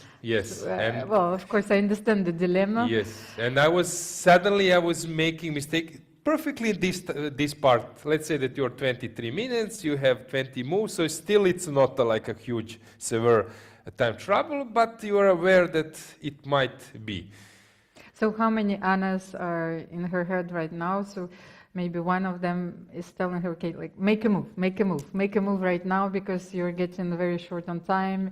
It doesn't matter which one, but you need to make a move right now. So yeah, stick with this, like knight c8, you have to make it. Yeah, she perfectly knows that strong moves will help her. So she knows that there is no cure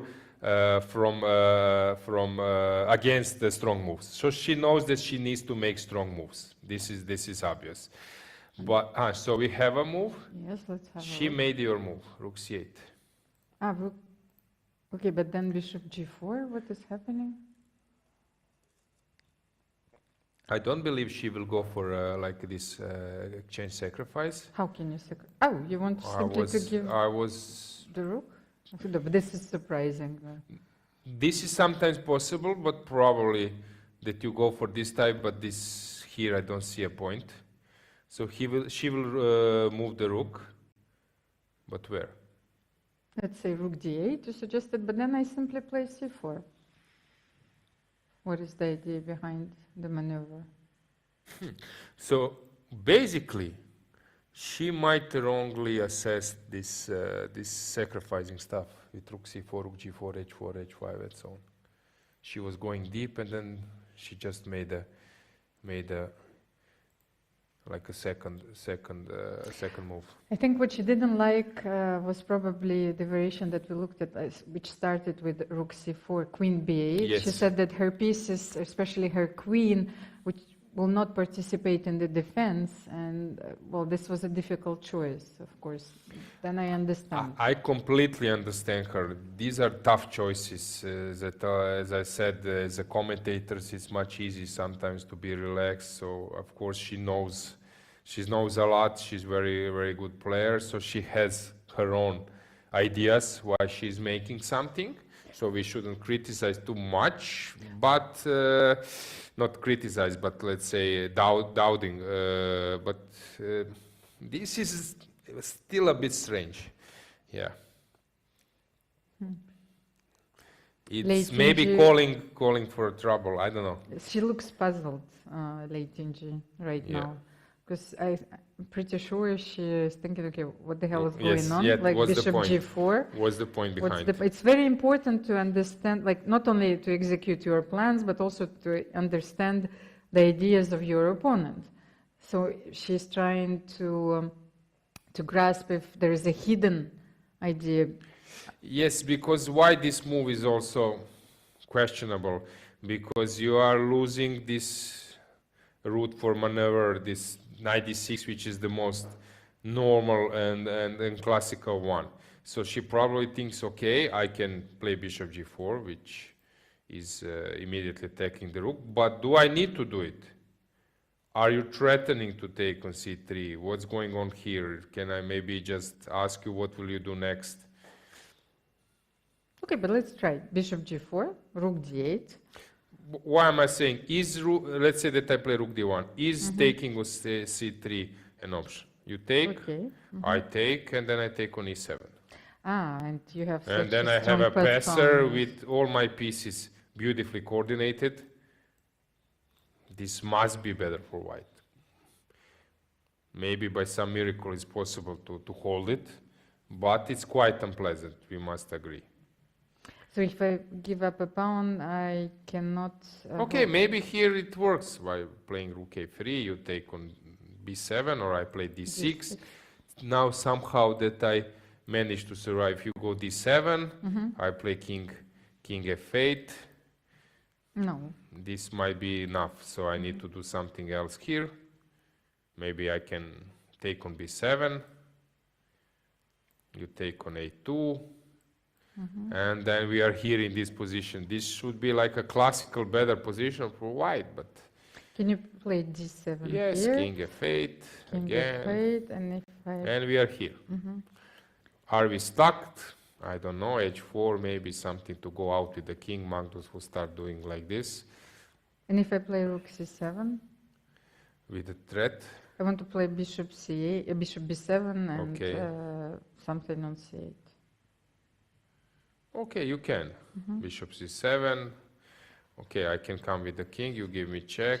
I go. And you go back. Oh no, I go to King go up. d6, of course. You go back. No. This Rook no. this doesn't work. Okay, king e7 is a very good move on rook c7. If you don't play king e7, Let's say that I don't play it. Let's say that I play h5. You go bishop b7, right? What do you do here? Okay, still can you break through in this type of position? And king e7. Who knows? This doesn't work as well. I have to go back. I cannot take on d8, of course. Okay, we went too far maybe, but just a sec. So But I here, don't want so to- is I don't want to exchange all the pieces. I want to keep this pawn alive. And so read queen it. c3. Anything else? Aha, I can switch maybe the moves this way.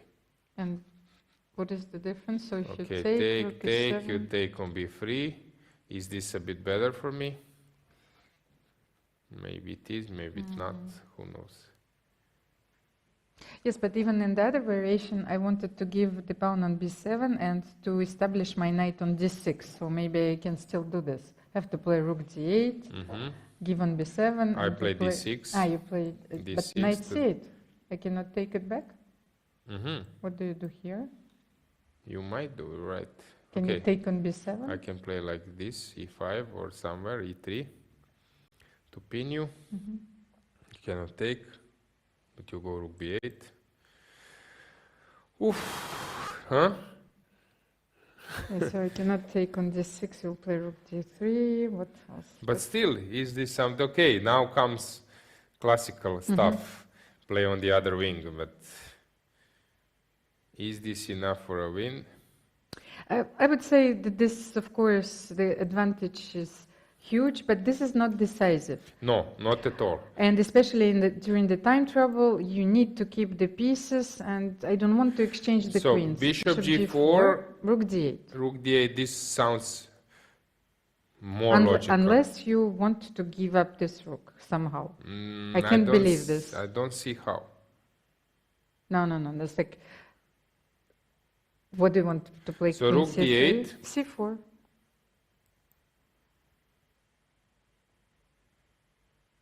This is so simple. It's like pure.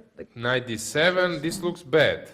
On several ways, even bishop d7, everything looks better for white. So I don't get it. So what was like a superb idea? So if knight c4 is a move, this is the move of the year, right? Okay, I can play this move with small tactics. Queen b5, knight d6. This would be an option. So do we have a move?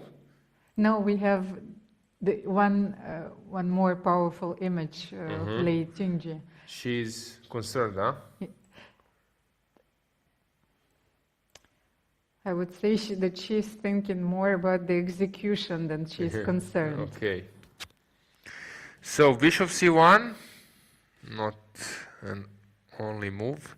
b5. I cannot believe this. No, this can't work. Just exchange up. Come on. How can you consciously go for this position? Unless, then if you want to sacrifice in exchange, then take on c3. Or, but for me, it doesn't seem sound So, at all. queen c3, Let's say bishop c8, yep. Take on b3, what else? Yes, and then take with the knight on c8. Maybe Yes. this is the idea. I cannot make anything work. But here But you take this the is just control of the better. c file. Yes, this is just better for white. Yes. And now we are in front of the biggest mystery of the match. I'm really curious.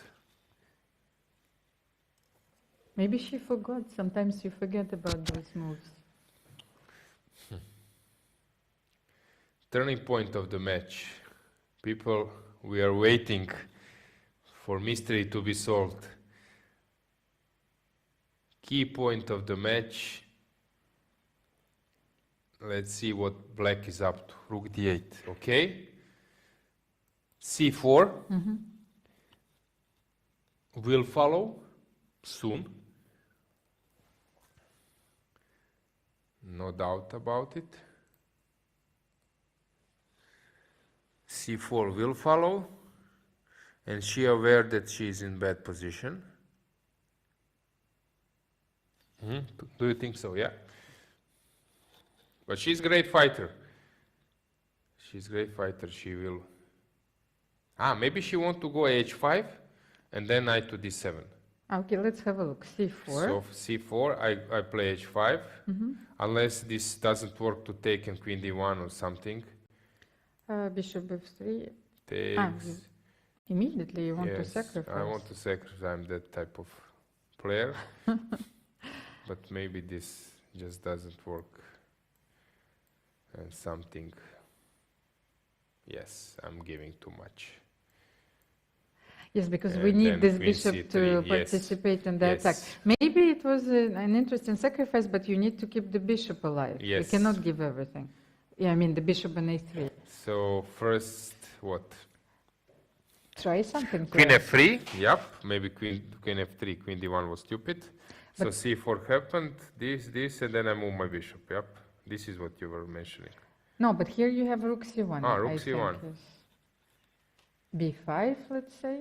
And then you can take on h5, and your bishop is still alive. At least here I can understand this.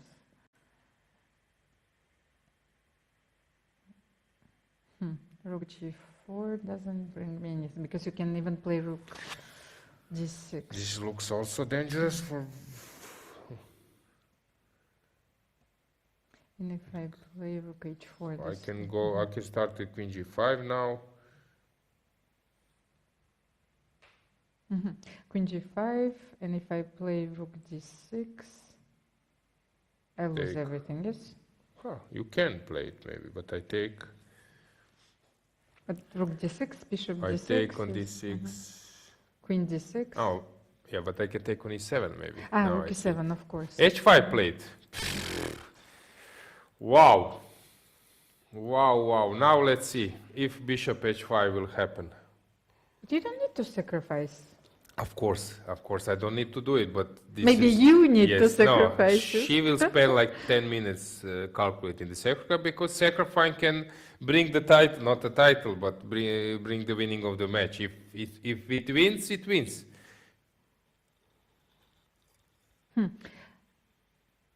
But let's say I will go back. Bishop e2, you're right. Threatening c5. Is knight d7 a move? But I'm dropping... Queen e3...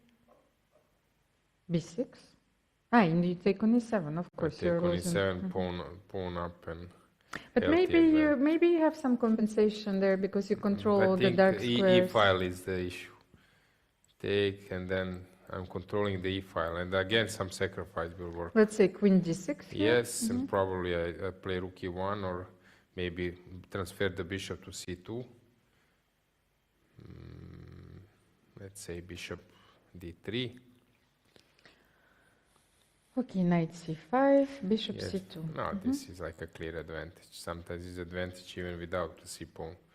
Yes, and I don't want to play b5 because I'm afraid that even if you take on d5, let's say b5, c takes b5, queen d5, at some point you might play bishop b3. Okay. Can I play b5 here? Okay. Bishop c2, b5. You can, but I don't think this will. Now I can maybe go all in again.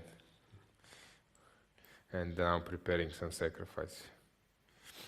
Okay, bishop g6 probably wins because I take on c5, this just wins. Because when you take this, I take this. And if you take with the pawn, queen comes Then to queen h6. But maybe I can prepare it. Maybe it's even more deadly that I just penetrate with the queen somewhere. No. Maybe this just wins some spot. Okay, but then you take on d5. No, rook e8 I have. Very dangerous. No, of course, I understand that. So it was a bit adventurous, let's say. Strange, because she wants to go knight c8. Probably. I don't get it. I really don't get it.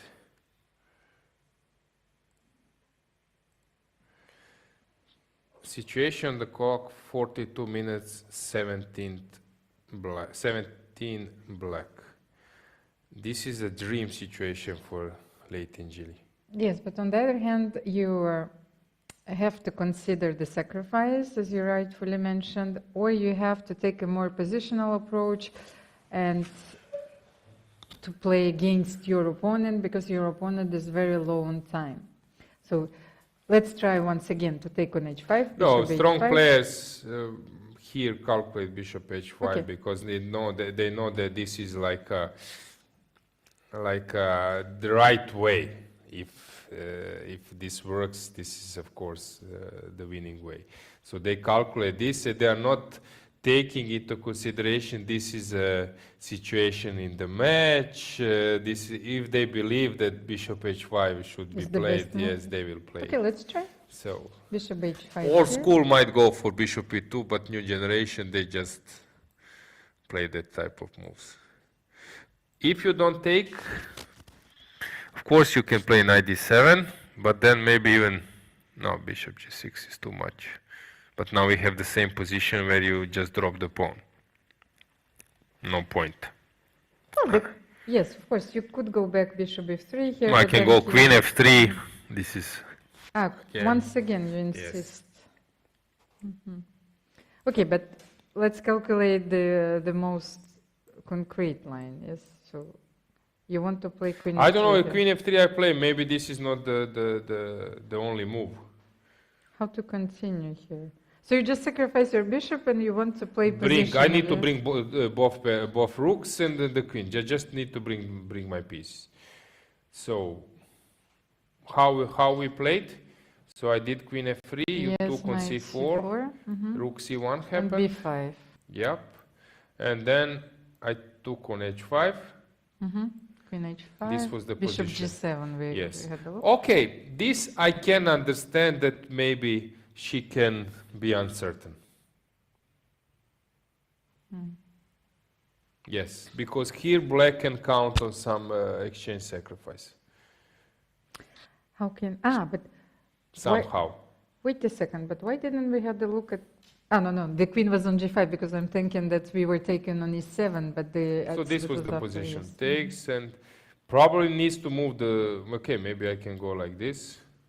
No, but now check. Check. And bishop b2. Knight b2, sorry, I'm missing all the moves. Now it's the end of the day. I cannot play bishop b2. Can I take on e7 now, here? At least can. We continue the attack. You can.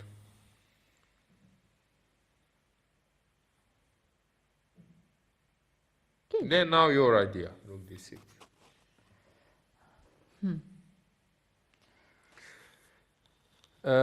Maybe now I would stop here, and now maybe...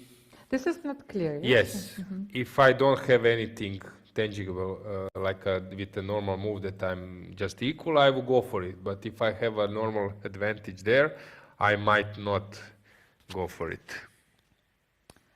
What else? Be careful, not queen g3 check, because queen Yes, g3 yes, exchanges, exactly. of course. Now queen f3 is the move you want to make. This one, rook c1, logical. I don't know, is there any way for some this type of stuff, but probably this Take is on c4, and then I move some queen somewhere. Looks dangerous, but also possible. Raitinger will certainly spend some time on this position, because we tried already a few lines and we didn't find anything convincing. Of course, optically it looks very nice for white, but you have to be sure when you take on h5. Can we try something else? Maybe bishop h5, g takes h5, maybe there is another move. But which one? I don't see it. Okay, sometimes there are some subtle ideas that you just bring the piece because this won't run away. But looks too subtle. But it might be possible. And then queen f3 later. But this is something you don't want to do. This also, you can bring rook e3, rook g3, like you bring the second rook to the Will she sacrifice or not? Actually, I don't think she's risking too much. I think she will retreat the bishop. It's a more human decision. So you have to take the match situation into account. Yeah. So. But if Grunfeld style, he play rook e4, rook g4 for this, rook e4 for this, and then she won't sacrifice. I don't know. Well, sometimes the threat, as you know, is more dangerous. Just because Anna spent so much time because she wanted to parry all these threats on the board. It's like c4, c5, g4, rook h4. So let's go back. So let's play your move. Bishop e2. Knight d7, knight c8. What else? Anything else? Yes. Rook c8. Okay, rook c8. No, knight c8. I will play c5. You shouldn't allow this, maybe. No? Is it possible to hold that? How? b6. Yes, c6 and knight d6. Okay. Now h5 doesn't fit me, but this must be bad. It must be. White will sacrifice the exchange somehow and break through rook f4. It should be bad. So rook f4 here? Yup. And then...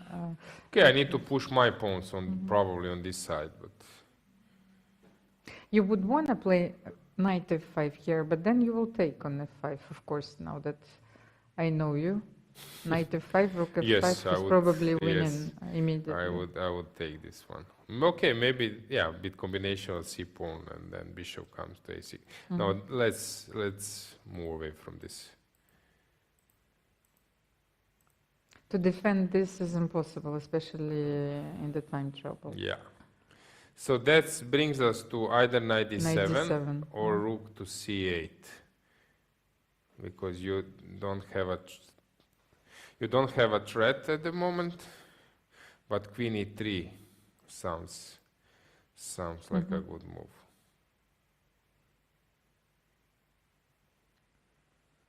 Okay, play rook. But wait, your rook e8, do you have d6 or it's not winning?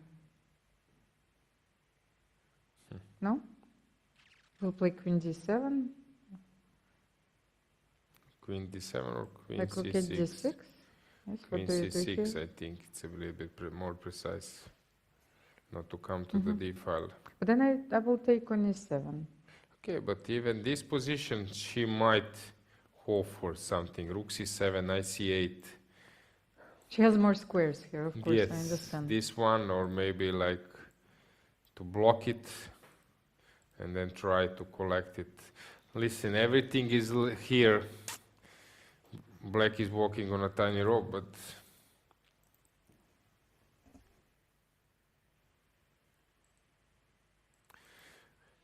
now we are in some kind of mood that we are searching anything for black to keep the game going, right?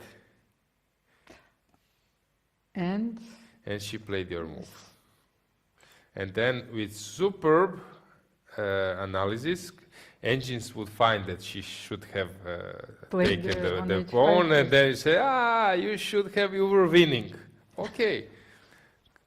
Put yourself into her shoes and sacrifice on h5. But engines were for sure screaming, and viewers who have like a strong ones really deep would say, bishop h5 was a better move, this was a mistake. Yes, but I still remember Alexandra's Kostyniuk analysis during the Grand Prix in Monaco a few years ago when she won a superb game, and she showed the depth of her calculations during the game, and then some point it's like, okay, but the computers suggest, and she was actually very strong about the strong mind that she said, okay, I'm not playing against computers, make a move, and this is it. Yes. That's because come on, you are comparing engines with 3,300 or 3,400, and here we are on 2,500 level. So, will 2,500 rating engine sees this? See it? I don't know. Maybe it won't sacrifice.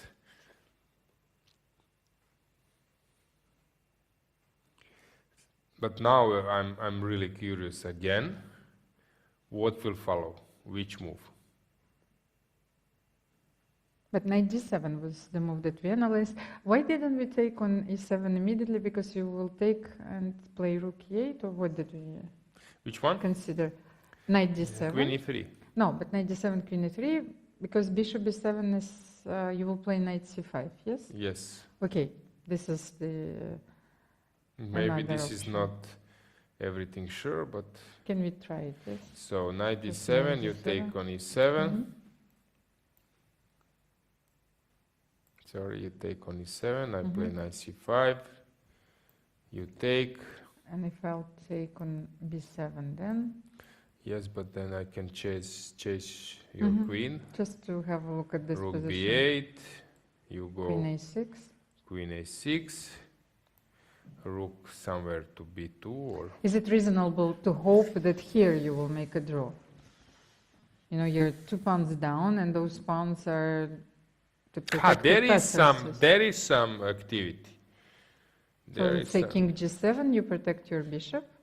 Or rook d6, I don't know which one is better. You have rook b6, Rook d6, of course. queen Somewhere. a4, rook b2. Dubious, I must say. Okay, everything is protected. My rook on e4 is protecting the bishop on e2, the pawn on c4. What else can I do here? Should I play g3, king g2? G3, king... Let's say king g7, king g2. Okay, now I move backward, forward, rook b4. Queen c2, rook b2. Yes. Okay. Ha! Not so clear. And I cannot play here queen a3. Queen a3, rook because c4, yeah. c4. Yes, I just saw it, of course. So I should be careful. So even This would be for the first time that I see this type of position that can be holdable with 2 pawns down. She needs to do something smart. so queen e3 is much better after knight d7. Yes. But here she knows, Anna knows that she needs to sacrifice something in order to get some activity, of yes, course. Exactly. Maybe she's looking exactly the same position. So knight d7, bishop b7, but after queen e3, what happens?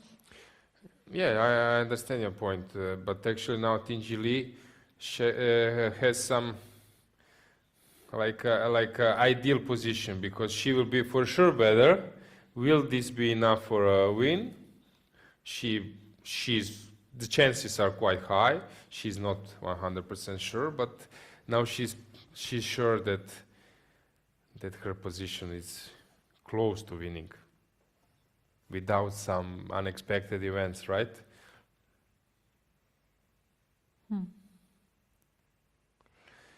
Tension and not much time on the clock. It's 20-second move. Black needs to play a lot of moves. Of course, the time control is 90 minutes plus 30 seconds increment starting from the move 1, and then 30 minutes if you reach the time control is added to both players with 30 seconds increment, but this time trouble is huge. Yes, I agree.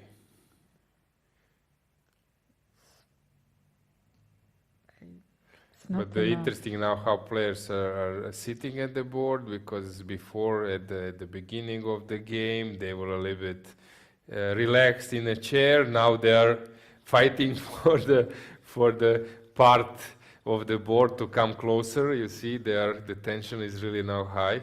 They want to be close. They want to get deep into the position. This reminds me of score sheets when you start your games. This is like many colleagues are doing, me as well.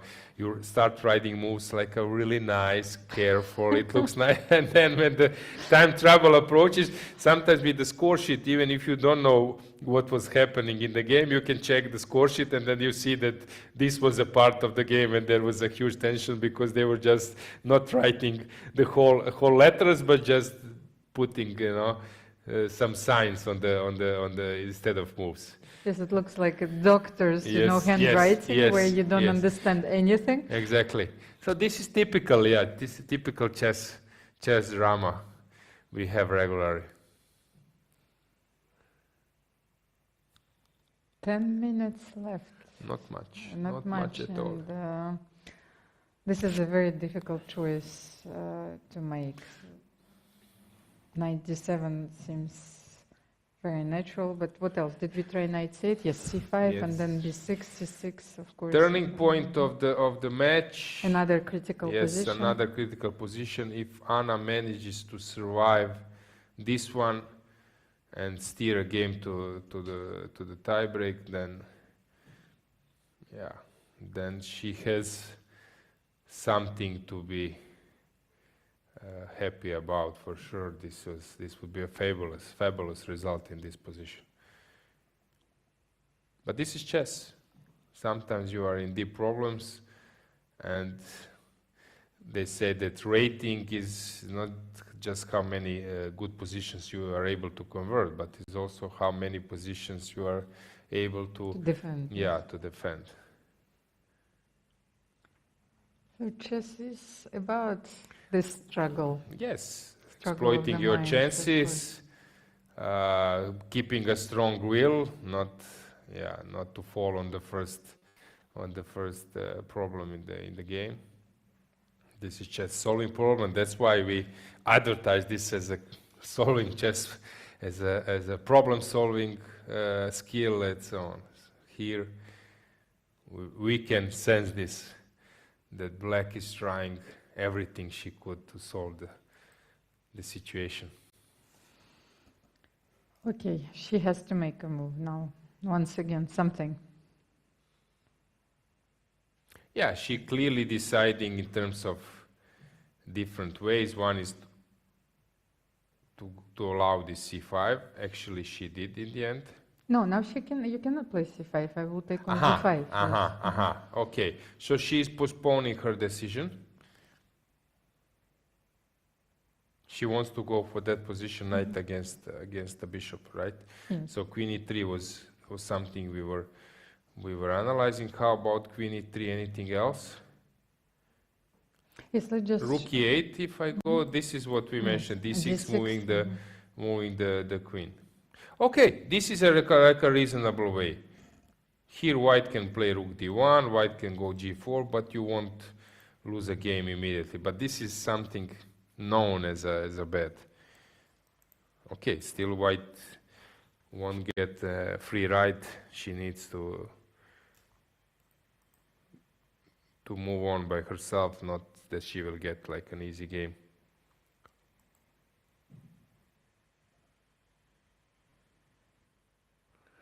Yeah, queen e3 is the move we are expecting.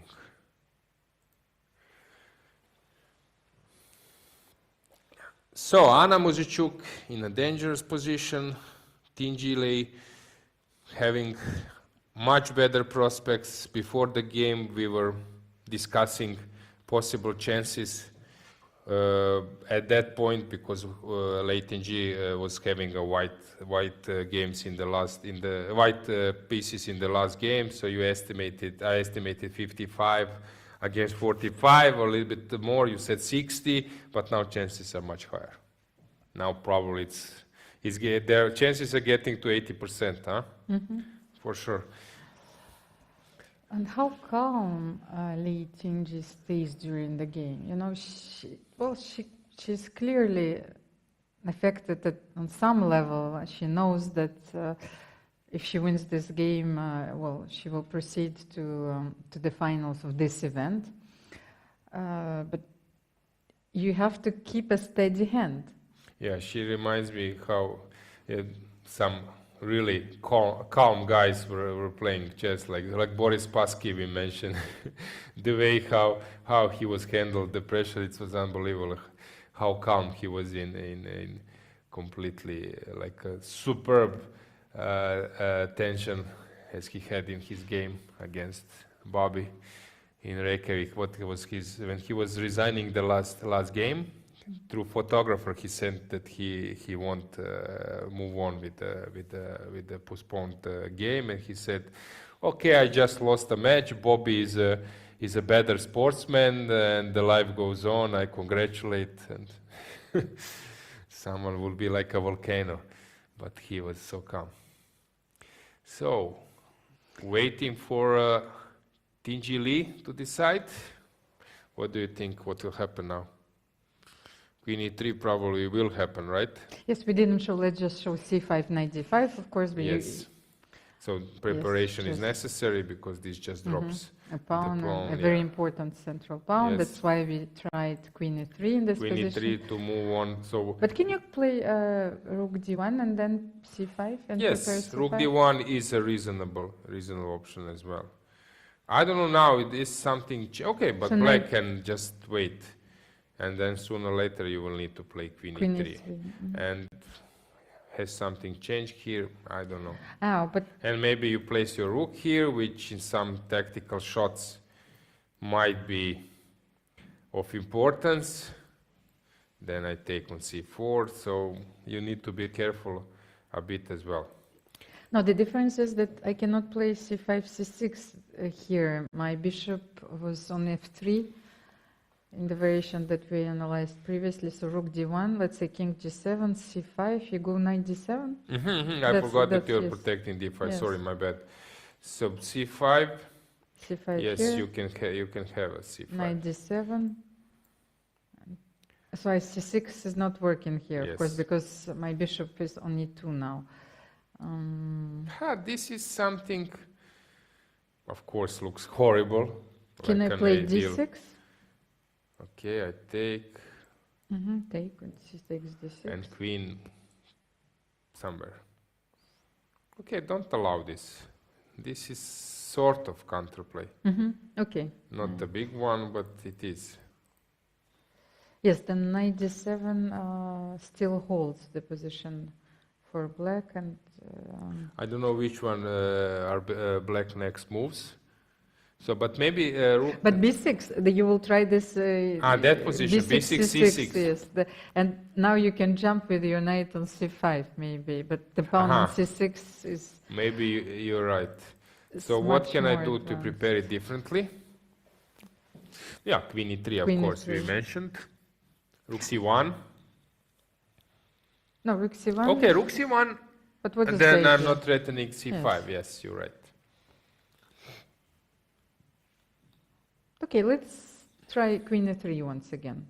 Yes, what else? Knight d7, and I will take on e7.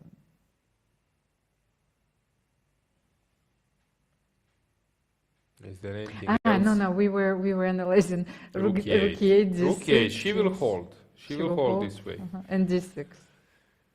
d6, queen c6. I don't think this one is the right way. You give me some time to regroup. Yep. So here, I'm not in a hurry. So my rook on f1 is clearly doing nothing. So it's time to. Okay, of course it can be developed after g4, king g2 to this side. This is, of course, normal.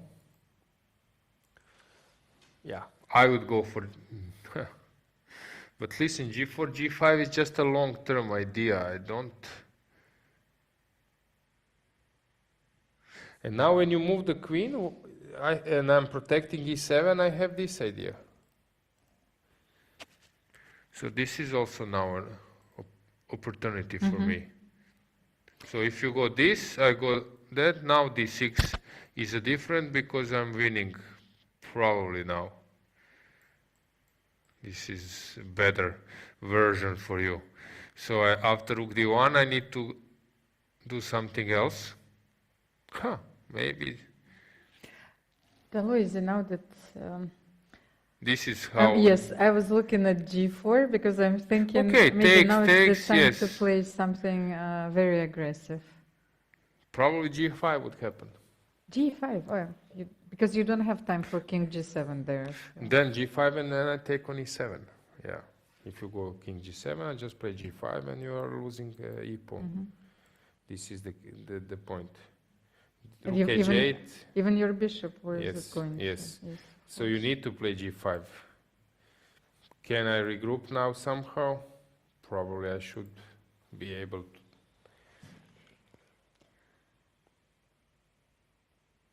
Staying alive. You know, now I have this song in my head. Yeah? Because we need, Anna needs to stay alive. You know, we were discussing the songs. Now I cannot get it also. And I'm thinking like, staying alive. We are desperately trying to stay alive, but... We have a move. Yes, we have a move. Which one? Rook e1. Opa. Again, subtle flavors of my life. Subtle move. Knight d7, if I go, you take probably.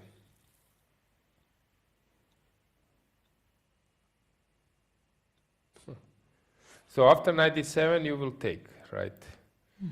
It has nothing changed. Has something changed? Knight c5. Yes, we look. Take, and again we are Queen here. b7. And then rook b8. That's the same So line. maybe Anna doesn't want to go for this one, but what else? Rook? What was that play? Queen d7. Rook d7. Oof. Very passive, but okay. Yes, but on the other hand, if you don't want to sacrifice this 2 pawns and to go for the opposite color bishop and heavy pieces and middle games, so then rook d7. So g4 is protecting everything. or something else. G4. If you take on g4, maybe even bishop g4, or it's too much. Because you can win an exchange immediately. g4, h4. What do you do there? g4, Yes, h4 stops. Not so clear. No. Of course, this is bad for black. It must be bad. But she's psychologically putting pressure on her opponent, late in g2. Can we take on h5 here? Now that we have the two rooks. Because I remember that the variation that we analyzed, can we take on h5 here? So Does it change something? And then queen f3. Okay. Knight c4 and yes, queen h5. So Again, this, rook g4. rook, this, and queen, rook. No, but I wanted to bring the second rook. Maybe on like g3. this. And no, but this is a draw. This is a draw. This, no, nothing here. So which? Wait, rook e3. I wanted to play rook g7 and rook g4 or first? Yeah, rook g4. Then rook g3. Rook d6. Ah, yes, you have this defense. Always okay, this rook is d6. losing. No, but you have to see this. Yes, exactly. Of course. So bishop h5 doesn't work here. How interesting. G4. You know? Okay, wait. Yes, okay, basically, no matter you go h4, because then I go rook queen e3, maybe, in some stage. And g5 And is then, a threat. yes, I play queen e3, and then I have several threats. But okay, you go g5.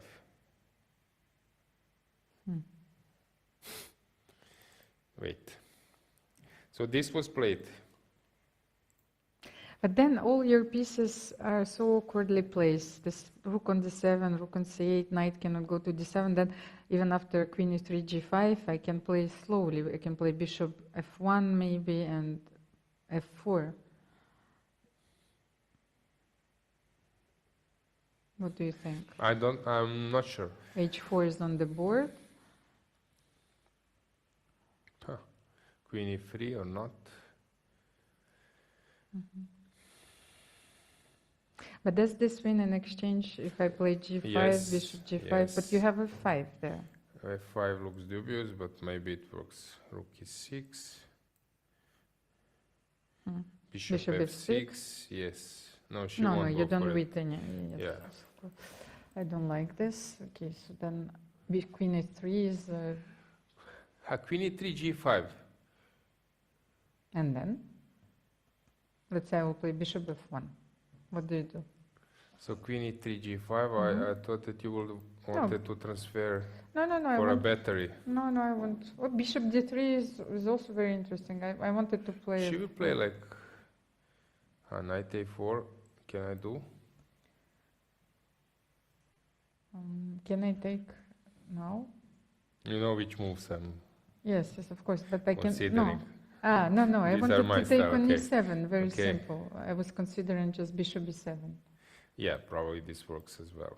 Yes. Your g5 Yes. pawn will be unprotected. So what should I very do soon. here? No, I think this is a very nice setup. Just Okay, bring so your king queen. g7. King g7. Okay, I can take on e7 once again, but maybe you will play queen f4 then. If you take, and then you don't exchange queens, but you might play queen Yes. f4. Yes, but I'm And on c4, taking yes, now okay, you can c4. take on c4, of course. Yes, no. Can I play f4? That was my original Yes, idea. this is interesting. What can you do after f4? I will take what to do. I take. So I'll take rook f4.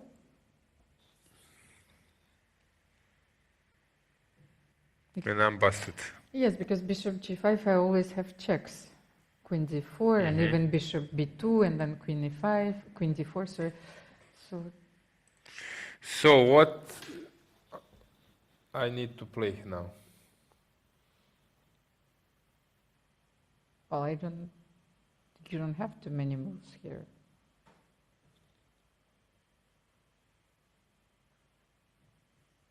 Yeah, not many. So g5, only move? Can I do something else?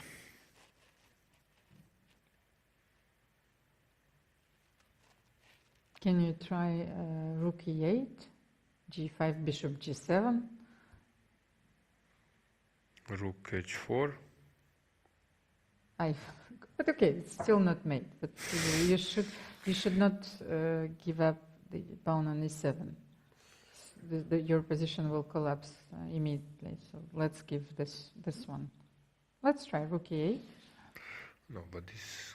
Like, yeah, of Yes, you're trying something. Yes. course we need to try something, and then okay, this doesn't look pretty. It's not a picnic, yes, but we have Yeah, to. just a sec. So G5, F4 is this just. No, first bishop d3 we suggested, and then after king g7, f4 So is instead even of king G7. more powerful.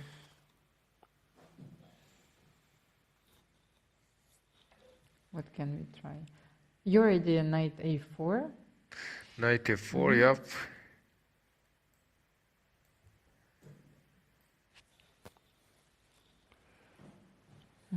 And rook e6 you suggested Yes. here, but it's too much. No, I can. But why can I cannot play f4 because you have knight c5 and then knight c5, bishop c5, queen c5. You exchange queens. I have to be careful. Okay, so knight a4 is a better try against my idea. Okay, but bishop e7. Bishop E7. takes. Yes, And take. then this was No. Knight b2 you mean at the end No, of the no. version. yeah, knight Yes, B2 yes. and knight C4, yep. Mhm. This is what I saw. This one, takes, and then knight B2. Bishop F. Knight b2, bishop b5. No, this is But your bishop F5. yeah, you're bishop winning. f5 and d6, d7, of course, and rook b7. Yeah, this No, is lost. I That will lost. take when I say this is very simple.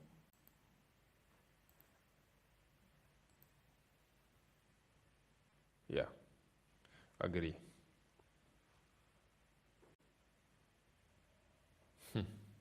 Will she play G5? Probably she will. But do we have a move? She played queen e3. Yes, Good. Queen E3, and she's thinking.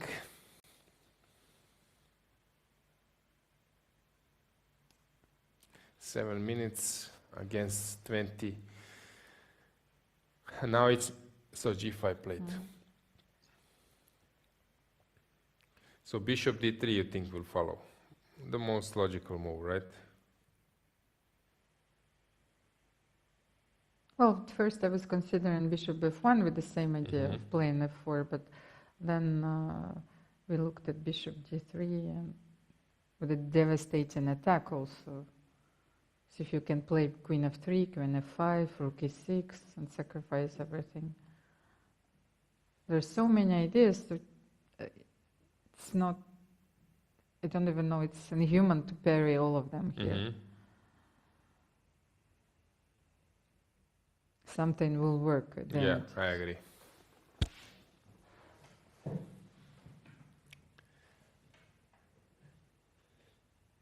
But sometimes when you have a big choice, you can maybe become a bit confused. Although here would be strange that this happens. You mean for late in Yes.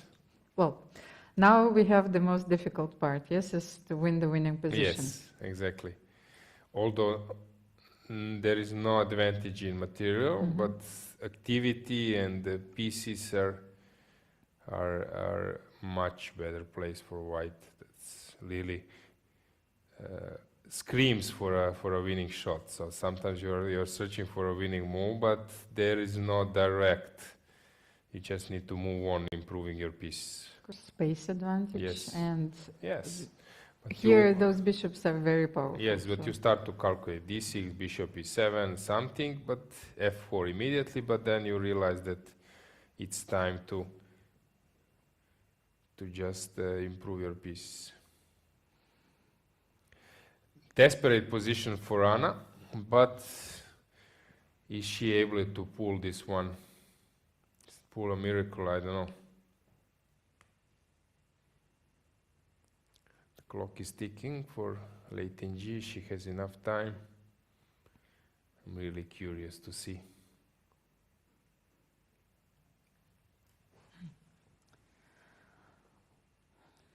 The moment of the match is really approaching. So in hindsight, should Anna have played a little bit more aggressive with her whites, But no, but which she was heading for endgames. But even here, Queen F4. Yes, After okay, here bishop was, is- of course, yes, this Queen game- F4 was the moment. She missed a clear opportunity to even to seize the initiative. Yes. Because if the best move Yes, after Queen Queen F4 is was of course bishop question C1. for both players. Yeah, she's making the move now. Queen F4 is a question for both players, what they missed.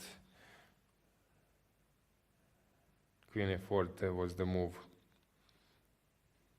Because I don't think that Lei was planning on repeating the moves, bishop C1, so I'm pretty sure that she was looking for more active development of the game. Yeah, but Queen F4 would be like a psychological effect also from Anna. I calculating one more move or few more moves more than you. If you take on E7, then you are in bad position. Nice idea, knight D5. So this is like a champion style, yeah. So this would be like a small victory for Anna if late in G would repeated the moves and then played something differently. But this way, yeah, Queen F4 was the moment. Also after Queen C7, this Rook C8 we were discussing. Yes, Knight C8 was A better try. yes. So 2-3 turning points where you could have put the tougher resistance. Such a powerful play from Lei Tingji throughout the tournament. I mean, at the very beginning, you know, she didn't have an easy match against Maria Muzyczuk, but she was posing a lot of problems. She started by winning her first game, and she was on the verge of losing the third one, but she defended well. Yeah. And she won her match quite convincingly. Then. Yep. But you see, when she's having an advantage, like a clear advantage with some possible dynamics in the position, she's really, really good. So she played after this Queen C7, she played very well. Bishop G4, this Queen E3, G4. She was not hesitating about G4.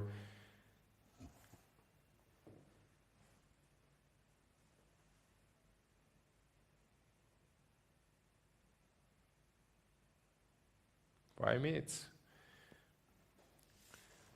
Last moments. Your song is still on? Stand Alive. Yes, Anna has to try. But I can understand this because when I'm looking at this position with black pieces, you know, I can hardly find a move. Yeah, exactly. And the material is still equal. Of course, I understand that this might not be obvious, you know, to our audience and to less experienced players, but you lack space, and this is a clear indication that White can, well, take on E7, sacrifice a piece. Their pieces are they're more active. And Anna played knight A4. This is what we actually considered, right? Yes. So now Rook E6 was the idea. You played something as you took on E7, yes, right? Which is also fine. It was that endgame. Now, so Bishop E7. Bishop takes. What else to do? Or Rook takes. Okay, I don't know which is the right move order. Never mind. You mean that there is Queen G5, yes, an extra possibility? Yes. Okay. So let's show it just. So this might be a problem. Yeah. Course. So I need to take with this check, and then E7 is falling on this one. I will get mated. Bishop F5. Bishop F5, just finishing the game. So this one doesn't work. So I need to do something smarter. I need to take with the rook first, and then after rook takes, queen takes. first. Bishop takes. Anything else? Nothing. So this is the same. You have to Takes, exchange the takes, queens, takes. of course. Okay, so we are here. I was suggesting... Knight c5 or what? No, I was suggesting before, there was, here, rook e7, queen e7, and after queens. Can I try queen f4 here, but this is completely lost? Yeah, rook e5 or something. Rook e5, of course. No, this will end up in a checkmate. So, you have to exchange the queens. And now some smart move. Can you try knight b6 here? Rook b7. And knight c4. What is the difference? No, because you couldn't take on c4 in the previous version, because I had bishop f5. So bishop f5 here, now... So what is the difference? Knight b2, bishop f5, rook c4. Yes, because I want to take with a knight on c4 there. But maybe also d pawn. But you still have bishop f5 after knight b6. So knight b6. Bishop f5. What happens here? Rook c4. So now your knight is on b6, Better. which is much better piece. Okay. Rook b7. Knight c4. Okay, let's discuss that one. Looks completely lost. You can take. I can take on a7. This probably wins. Or even d6, d7. Yes, you're. But d6, is it possible as well? Yeah, just thinking briefly, considering when I come to e5, how do you... I can play d6 and take on g5. Okay. Yes. How do you play? When? No, I mean the question is, for let's say you okay, bring... I go king g7. King g2, let's say I show the variation. Let's say king f6. Let's say I make king g1, doesn't matter. Just to show king e5, I can play... d6, king f6 you will play. I might do. Yes, d6, king f6, of course, okay. So she went for that. Let's just check. So I was expecting she might go for this stuff, because this looks to me like a checkmate. You don't have to take. Okay, why? Yes, I will not take on e6, okay, right. So they exchanged on e7, and now we are having this position. Bishop will take. Queen takes. What else to expect? Now she must take. Why is she thinking? I don't know.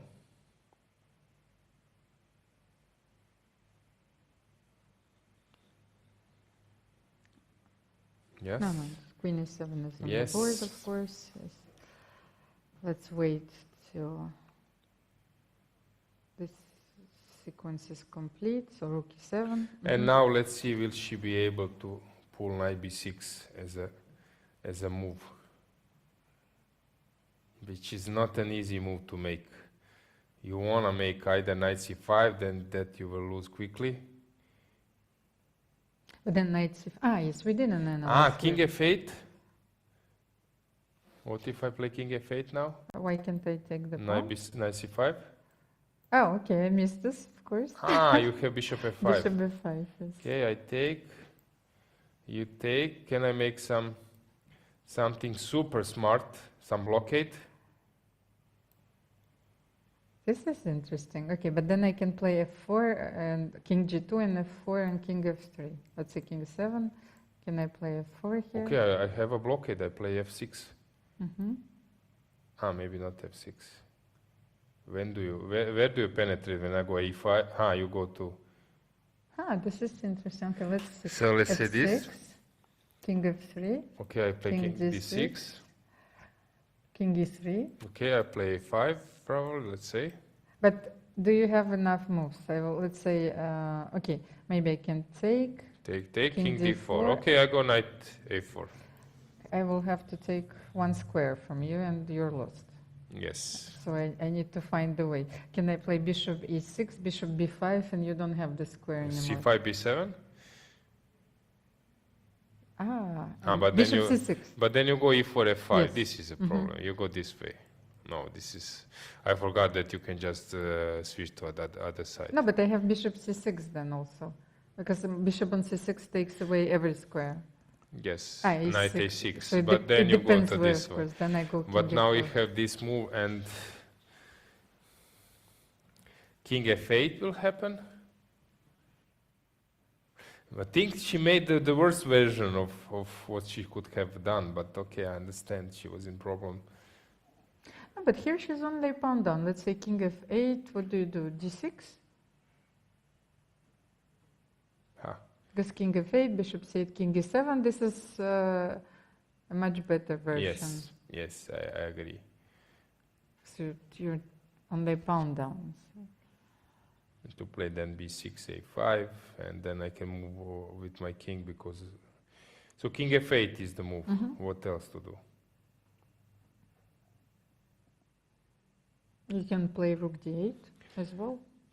Why I not? would prefer king f8. If you can play d6, or you can take on b7. Ah, we missed that this is just a transposition, yes? Rook b7 and bishop Yes, c8. so I cannot play. Okay, but rook d8? Rook d8, rook c7. b6 you play. I take on You a7. take on a7 and you will try to hold this. Yeah. No fun.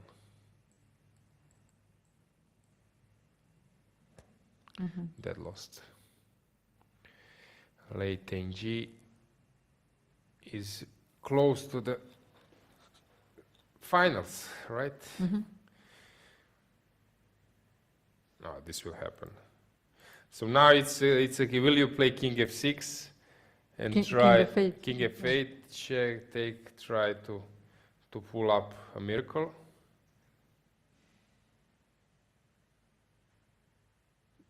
Maybe with some king, if king, yeah, she will. Let's see, will rook b7 follows. Okay, this is like a champion choice. If she manages, this is like a champion decision. So you mean king f8, rook, yes, rook b7 b7 is will still be played. possible. Rook f7 I can play as well. This is dead lost. Rook f7 as well. Then I have two passes. Two pass pawns. Yes, distance pass pawns. She's aware of all those moves of the rook f7. No, but rook f7, let's say king f7, bishop c8. King f6. King f6. I still have knight d3. I don't know if I can make it. Maybe not king f6, but yes, b6. so, Let's yes, say some b6. blockade might. Yes, if I can play knight d3, knight f4, maybe I can Or place with the king to block it. keep a blockade for a while, yes. But I wanted to attack the pawn on h3 as well. If Okay. you play knight h3, knight f4 back, then it will be a crazy position. So I would take on b7, I think. But okay, let's try rook f7. Rook f7, king f7, takes, bishop bishop c8. takes, Let's king up or knight d3. Maybe knight d3. Knight d3. No, b6 I wanted to play, and then Maybe you knight don't d3. need to. What do you mean? You give up another pawn? Because this one comes. No. You play b6. b6. And then let's say, but then you play bishop f5 and you don't allow me to. Okay, then I block with my king. But you can play d6. Yes. Now I need to block this way. Again. King g2, king f6, let's say. Can I play f4 here? Probably you You can. will take king f3, king e5. And bishop somewhere, and I will play Yeah, g5, g5. g6. This you would win. So bringing the knight. But you said knight g3, then I will simply take. What do you do here? King. Or knight f4 first. Could it be like one of those opposite color bishops where you sacrifice 3 pawns and you keep the control of the squares, but this seems like impossible here. I have knight f4, king e7. So what do you do? You move the bishop to c8. Yes, let's say bishop c8, Yep. king d6, and when you play bishop b5, knight f4. Okay, that was my idea. And I wait. How can you improve? You come with the bishop to f1, play f3. Probably you can. So, but this is a very interesting defense. I couldn't imagine Dubious, maximally dubious, but yes, but I couldn't imagine like that you need to sacrifice 3 pawns for that. I wanted to sacrifice 2 pawns, and I think that no, I it can would be win enough. now. At some stage, I can win 1. No, but you cannot leave. Yes, okay. The d6 pawns. Okay, let's say I will wait. Bishop e4. What do you do here? Do you bring the pawn Yes, to I a3? will. I yes, will. this. Let's say bishop f5, a4. Yeah, but what do we want to achieve if I just wait? I don't know. Let's bring the bishop to f1. Let's say like this. But how your king is getting out? Okay, you will play f3, and yes, this is a much better idea. Then you will play king g1, king f2, king f. Can I play king d4 here? Okay, No. you could have Yes, played this is too much. Yes, a4, but a3 d6. I wanted to play. d6 comes. No, a4, a3 can be tricky because then with the knight you can somehow. Yes, can I? So can before I try? you could yes, have here. played Okay, here already. let's say In this position, let's say that you play a5. a5, bishop e4, Yes. king c5. I want to bring my king closer. Bishop g2. Let's say a4. a3. Yes, a3.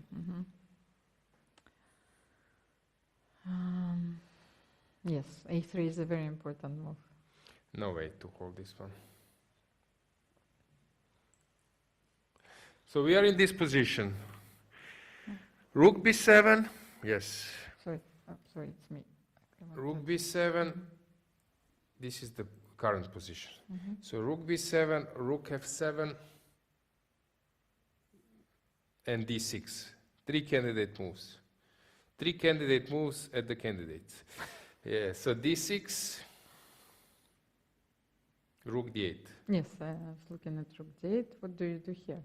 Rook c7 you suggested? Yes, but b6. d7 and, I don't know, a something, a5. Rook c6. King e7. Then you will. But this is the worst version. Yes.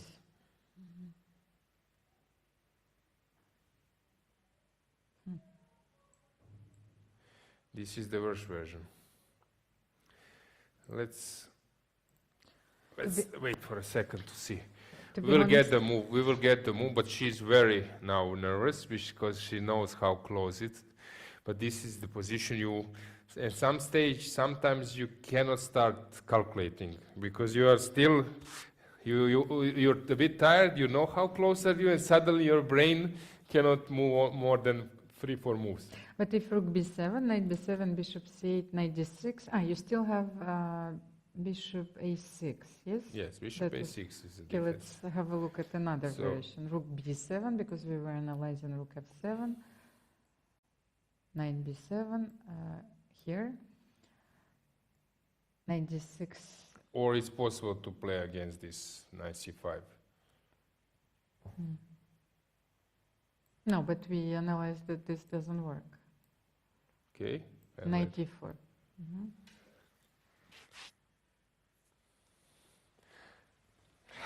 Again, this knight can land on f4 somehow. All right? Yes, but here the bishop is not on f5. Can we use this moment to play? Okay, let's say king g2. Yes. King e7. King f3. Knight c5, of course, because otherwise you will play c5. Bishop Somewhere. c8. No? c8 may be better. Yes. King d6. This is exactly the same position. I will play king e3 and f4. But I play king e5. You Yes, play. bishop f5. Okay, maybe this is a reasonable try. And a5, let's say. And then I start jumping. Bishop c2, you mean? F6. F6. Let's say a3. Well, how can you win this one? I just wait. And you wait, yes, of course. So this is Okay, you can come to the c3. position, yes. No, but can I cut your... You can come here. No, but I wanted to play bishop Yeah, but you're a4, not bishop threatened. c6. Bishop? a4, bishop c6. Okay, you When can. you play knight d7, where do you go then? I want to get the d4 square. Okay. I Where? don't know, knight a6. Mm-hmm. Ah, yes, okay, knight is. I cannot get all the squares away from you. Mm-hmm. No, of course, I agree. So this is... This should be won anyway with some d6 and king penetration, but okay, I understand her doubts. So maybe we should take on f7. This pawn is more important. Yes, because then f4 brings more. Because yeah, b6 was not doing much, right? Mm-hmm. Although it only if white, okay, then white doesn't have two passers, only one, d1, because b6 block and control the c5. But 7 minutes, She's calculating. What a drama. Drama in the last moments, unbelievable. Unbelievable position. Actually, it looks horrible, it looks winning for white, but when you're playing a game and you know that you must squeeze it somehow, you must win it. How many more moves do we have? We have like 9 moves, 10 moves, so basically you are deciding about the outcome of this combination. So, okay, when she liquidates or executes this combination, she will have enough time to move back and forth with the bishop. Yes, So but she needs to be sure that this is not a but draw. now is the moment. So probably she will burn a lot of time. Because here, when she liquidates rook f7, king f7, bishop, then it's clear. So she can have like half minute on the clock. So rook f7 happened, okay, as expected. Bishop c. So we are here. Oh, she's making all the best moves in the position so far. Maybe she was a little bit hesitant in the opening. So but then in if king f6, will f4 happen? So knight d3 doesn't work. Too subtle, right? Yes, we tried it. Let's say. But f4 might win the game immediately. So after king f6. After b6 or king f6, f4. Let's try b6. Okay, we can wait a bit because I know that now they're on really low on time, so we will get the moves quickly, but we can just discuss it. So f4 will come. So basically, black has b6. When might f4 come as well immediately? King f6, and the third option is this abandoning, which doesn't. It's too much. Yeah, doesn't sound right. So she's thinking, what would you say? What would she play? King f6? King f6. King f6 is a move for try trouble, but then she sees that f4, b6, okay? Now f4, it's not forced, or? Knight d3 threatens. knight So d3 now is you a must threat, play f4 or to play Bishop f5. bishop f5 to stop. So black is threatening this jump. So you should stop it with bishop f5 or to push f4 immediately. Actually, I think if you play knight d3, this is a draw already. Yes. So you have to be very careful. So. Yes. So f4 will happen. It reminds me of the situation when she did g4. She was not hesitating. She was very reluctant. So I believe that she will make f4 as well. So f4, g takes, and king f2. f4, yes. G takes, what else? king f2. Ah, but I have knight e4 check. Ah, knight g5, So knight king h3. g2. Okay, I have to be careful. Oh, but okay, But this my is, knight I'm e4. threatening this one. Ah, so bishop f4, again, a precise move. To cut the knight.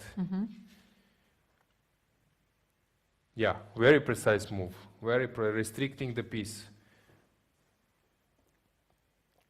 So king f6, what else? Nothing else. So king f6 will happen, and now f4 only move probably. Yes, we keep forgetting, but d6. we can play, yes, we can push d6 at some point. You're right. We don't need, yes, I completely forgot it. we have 2 extra pawns. Yeah. So something like this should be like easy one. Somehow this bishop will end. Where white will combine 2 threats, and the bishop will land on d5. Okay, but let's try your idea after king f6. Can I play f4 and then king f2? So takes. Or you will protect king g5? Yes. d6 is more to the point. Why she didn't play it immediately? She didn't want to allow the knight here. So very precise move, very, very precise.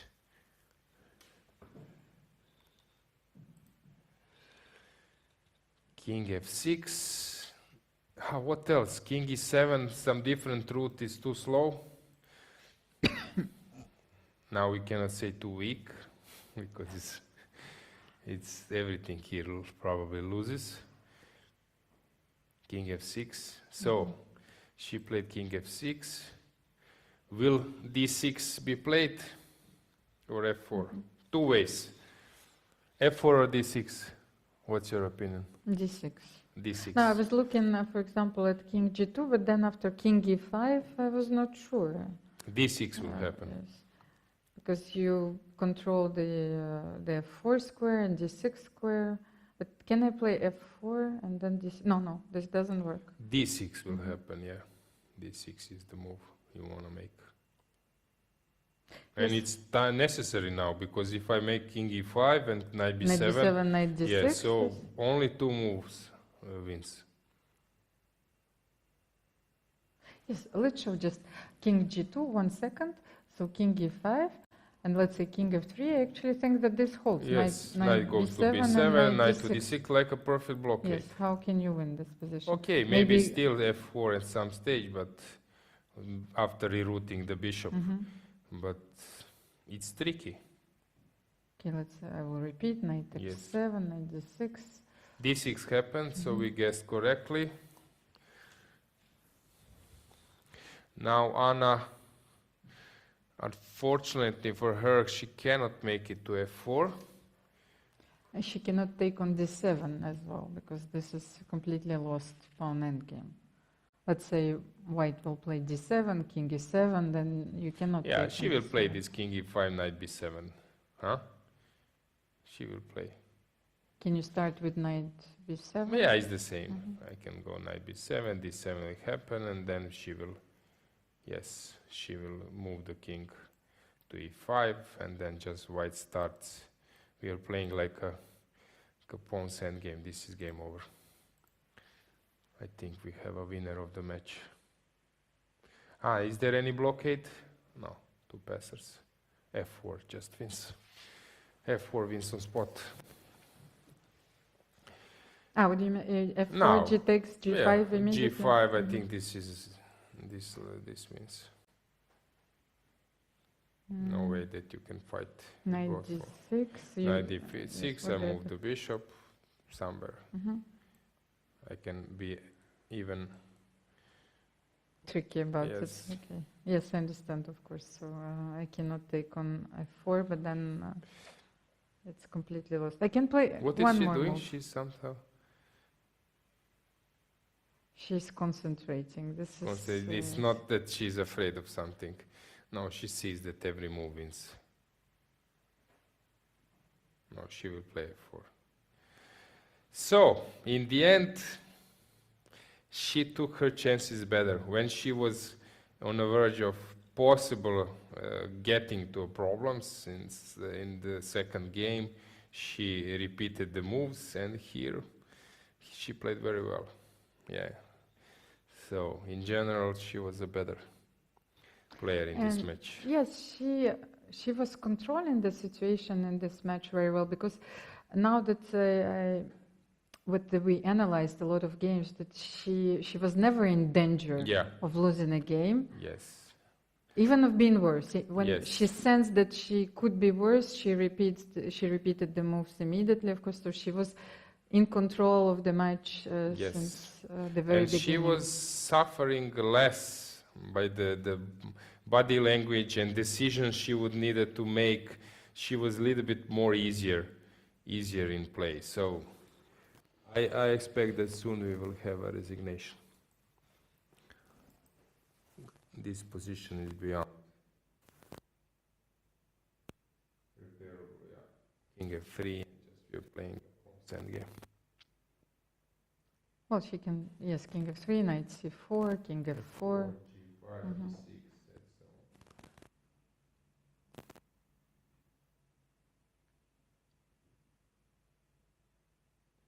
G6, no way that she can stop all this. King F3 will happen.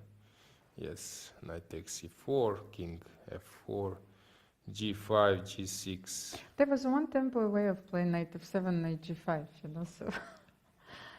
And then maybe Black can Pity, create but some counterplay. for Anna, these are the type of the tournaments which is really hard to get in. She made a strong effort to pass one round. Actually, this can happen to late Tingy as well. That next round, final match, she loses, and then playing a really two good matches can mean something and not in the end, because we need one winner. Yeah. Of course, and that's the difference between the knockout system and the candidates tournaments. Even though the candidates tournament is a very grueling tournament, you have 14 rounds. Before it was a double round robin tournament, so players faced each other with both colors. And even if you lose one or two games, you might still get the chance to win the tournament. While here, everything is at stake. Yes. If you lose a match, you're eliminated. And but what I can see, this sportsmanship in men's competition, here she's aware that she's winning.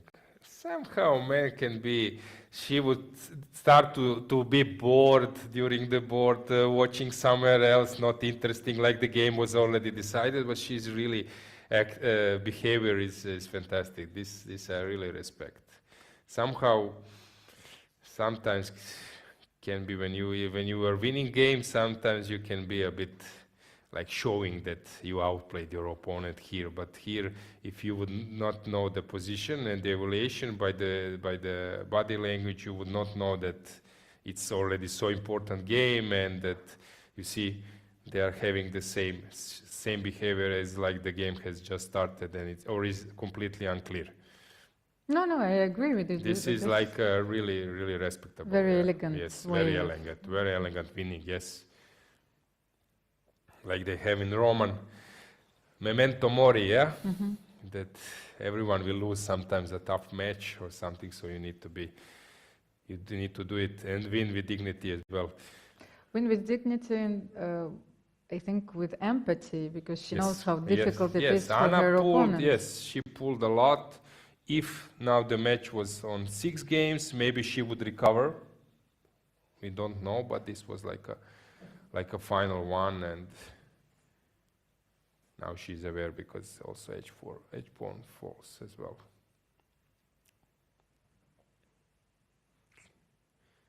Okay, let's show just one last variation. Knight F5, of Knight course. F5, King takes, F5, yes, King G7. Takes, and then I can play King E6 and King G6. Every move wins.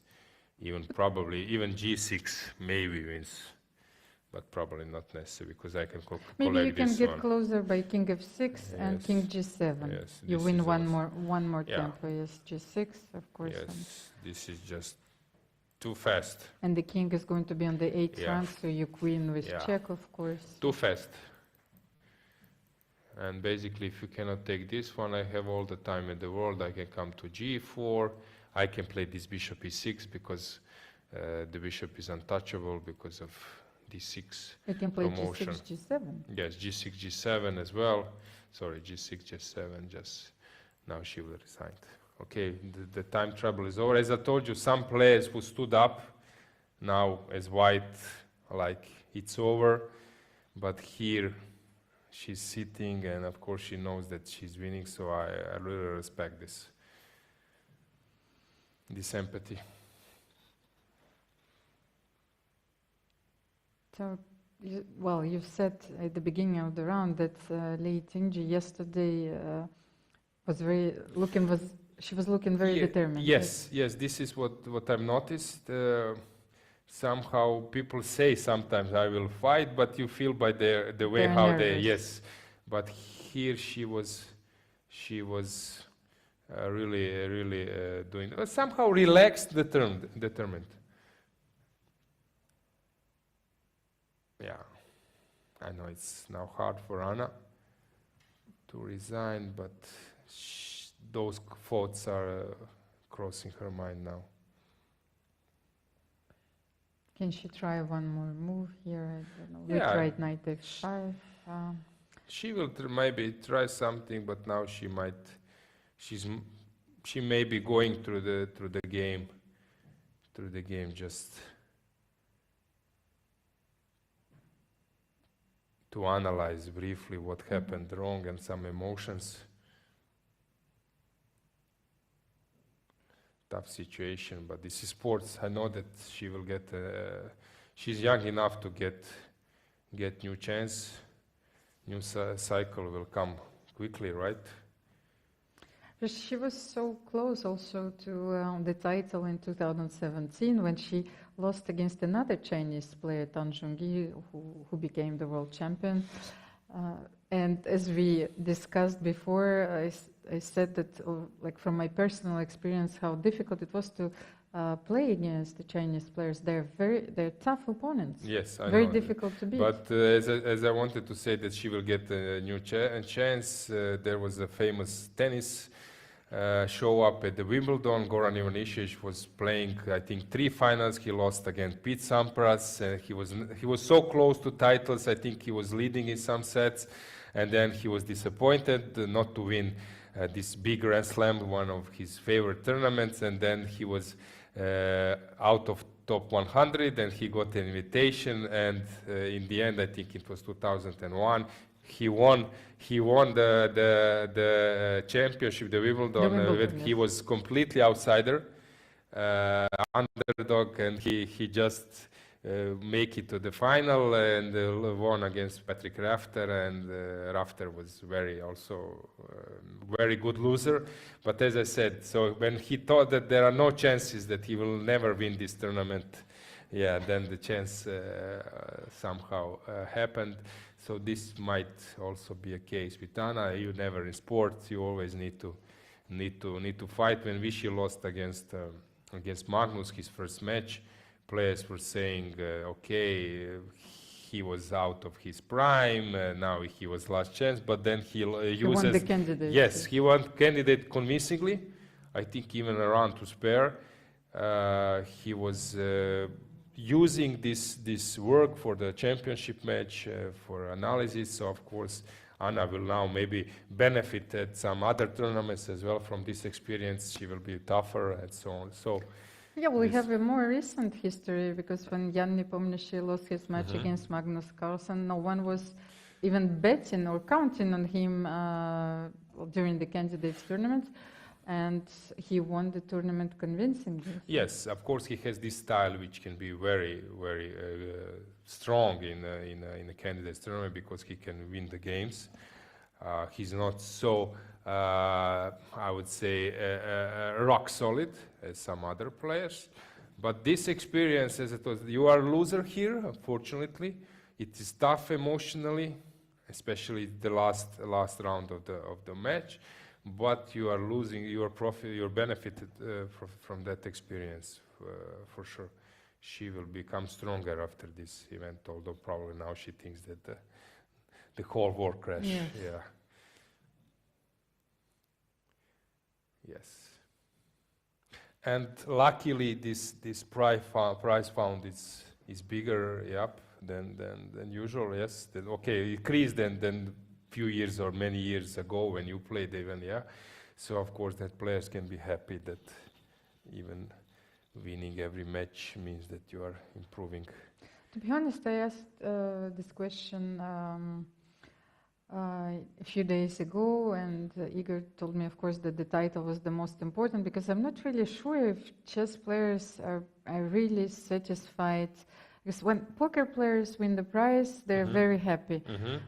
Somehow, once again, from my personal experience, like if it doesn't mean to you on a sports level and a performance, then doesn't mean really much. Of course, that professional chess players, they earn much more than the generations before.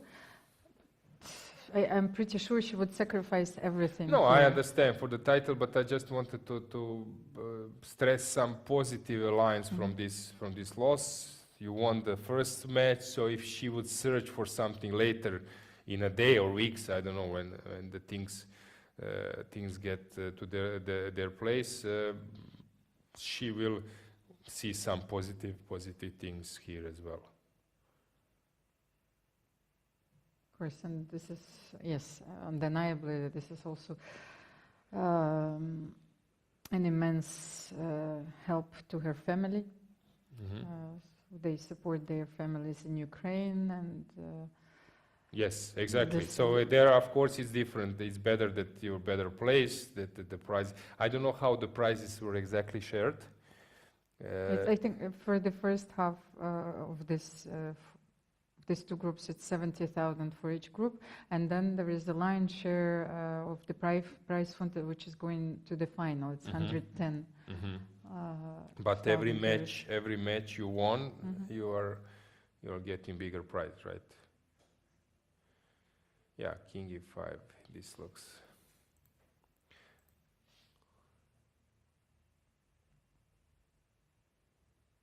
King E5, and after knight D8, she can play G6. Yes, no, I understand now. She's playing greedy. by inertia, but okay. You're still trying to get the emotions together.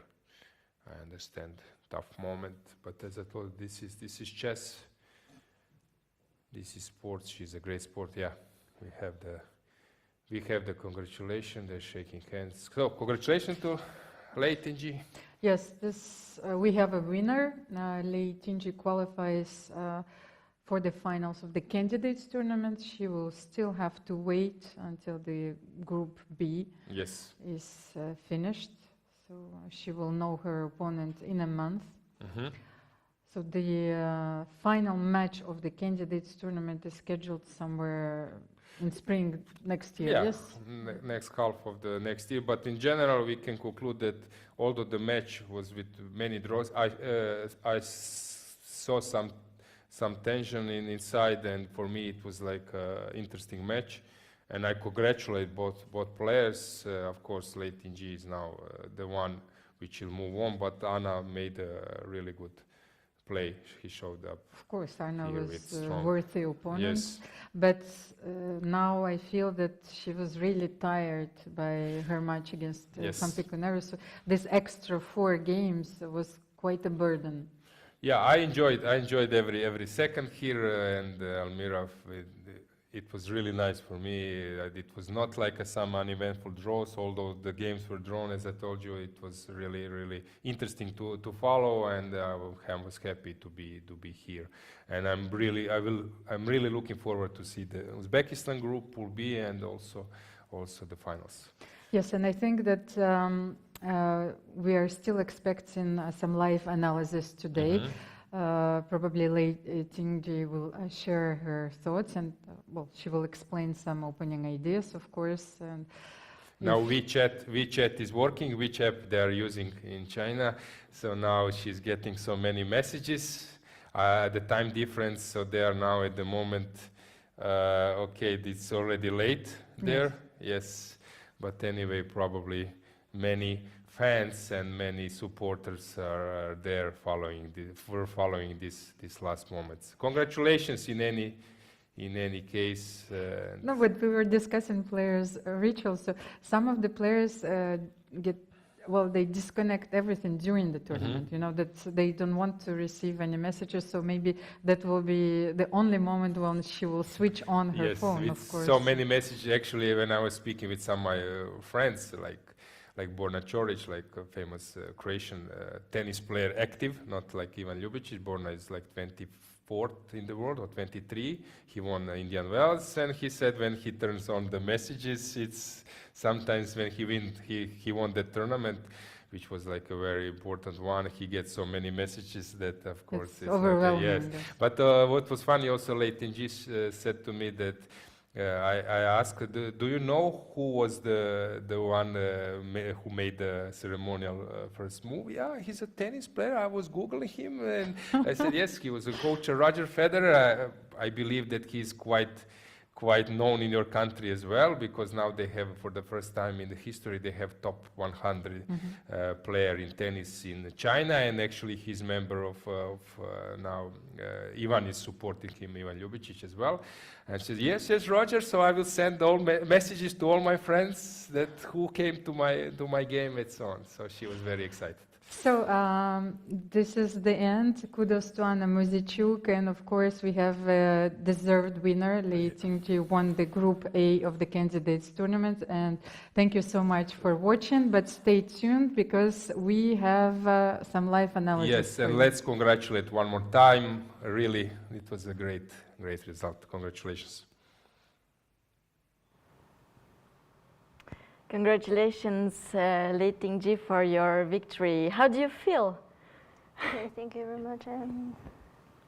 Obviously, I'm happy. Yeah, we can tell that it's super cool. So, yeah, what about this whole match in general? You won in the classical portion, so you did not have to go through tie breaks. Are you in general happy with your quality of play? Yeah, and because, you know, I already had 6 draws in a row, and finally I won the game. Okay, great. So let's go a bit through the game that you had today. So it was a Grunfeld again, and okay. First of all, I would like to ask you, at which point did you feel you had an advantage and you could actually play for a win?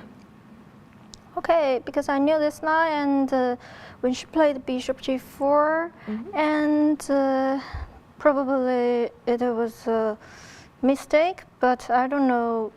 I don't know if I played well or something like that, because in general it's like a takes, and I think the end game, the black is holdable. Okay. But she didn't go for the queen exchange, and then you had the space advantage. And okay, so at this point already, on Bishop G4, you knew you were a little bit better, right? Yeah. And at what point did you feel like, okay, this game I am actually winning? When she played. I think around like this move, and not like winning, but I thought I had an advantage, and I also have a pair of bishop, and the file are opened, and like this, and probably she can play rook a8 sometimes, but I can play bishop d4, so I think it's hard for black. Yeah, it's super hard for black. It also like. As the game followed, you had some attack on the king side as well. Yeah, that's true. So yeah, I mean, overall, are you actually relieved it's finished, or you wouldn't mind playing some more games maybe? Because yesterday's game. I was quite lucky actually because when I played bishop d6 and c5 and I saw she can play g4, probably she have some space advantage, but then she just took my bishop and just exchanged to the opposite colored bishop endgame. And today's game, because I play with white side, and I should play, how to say that, I should play for win. Yeah, of course. Yeah, sure. So next stage will be to play against the Pool B winner of the women's candidates. Which opponent would maybe have a preference to play, or?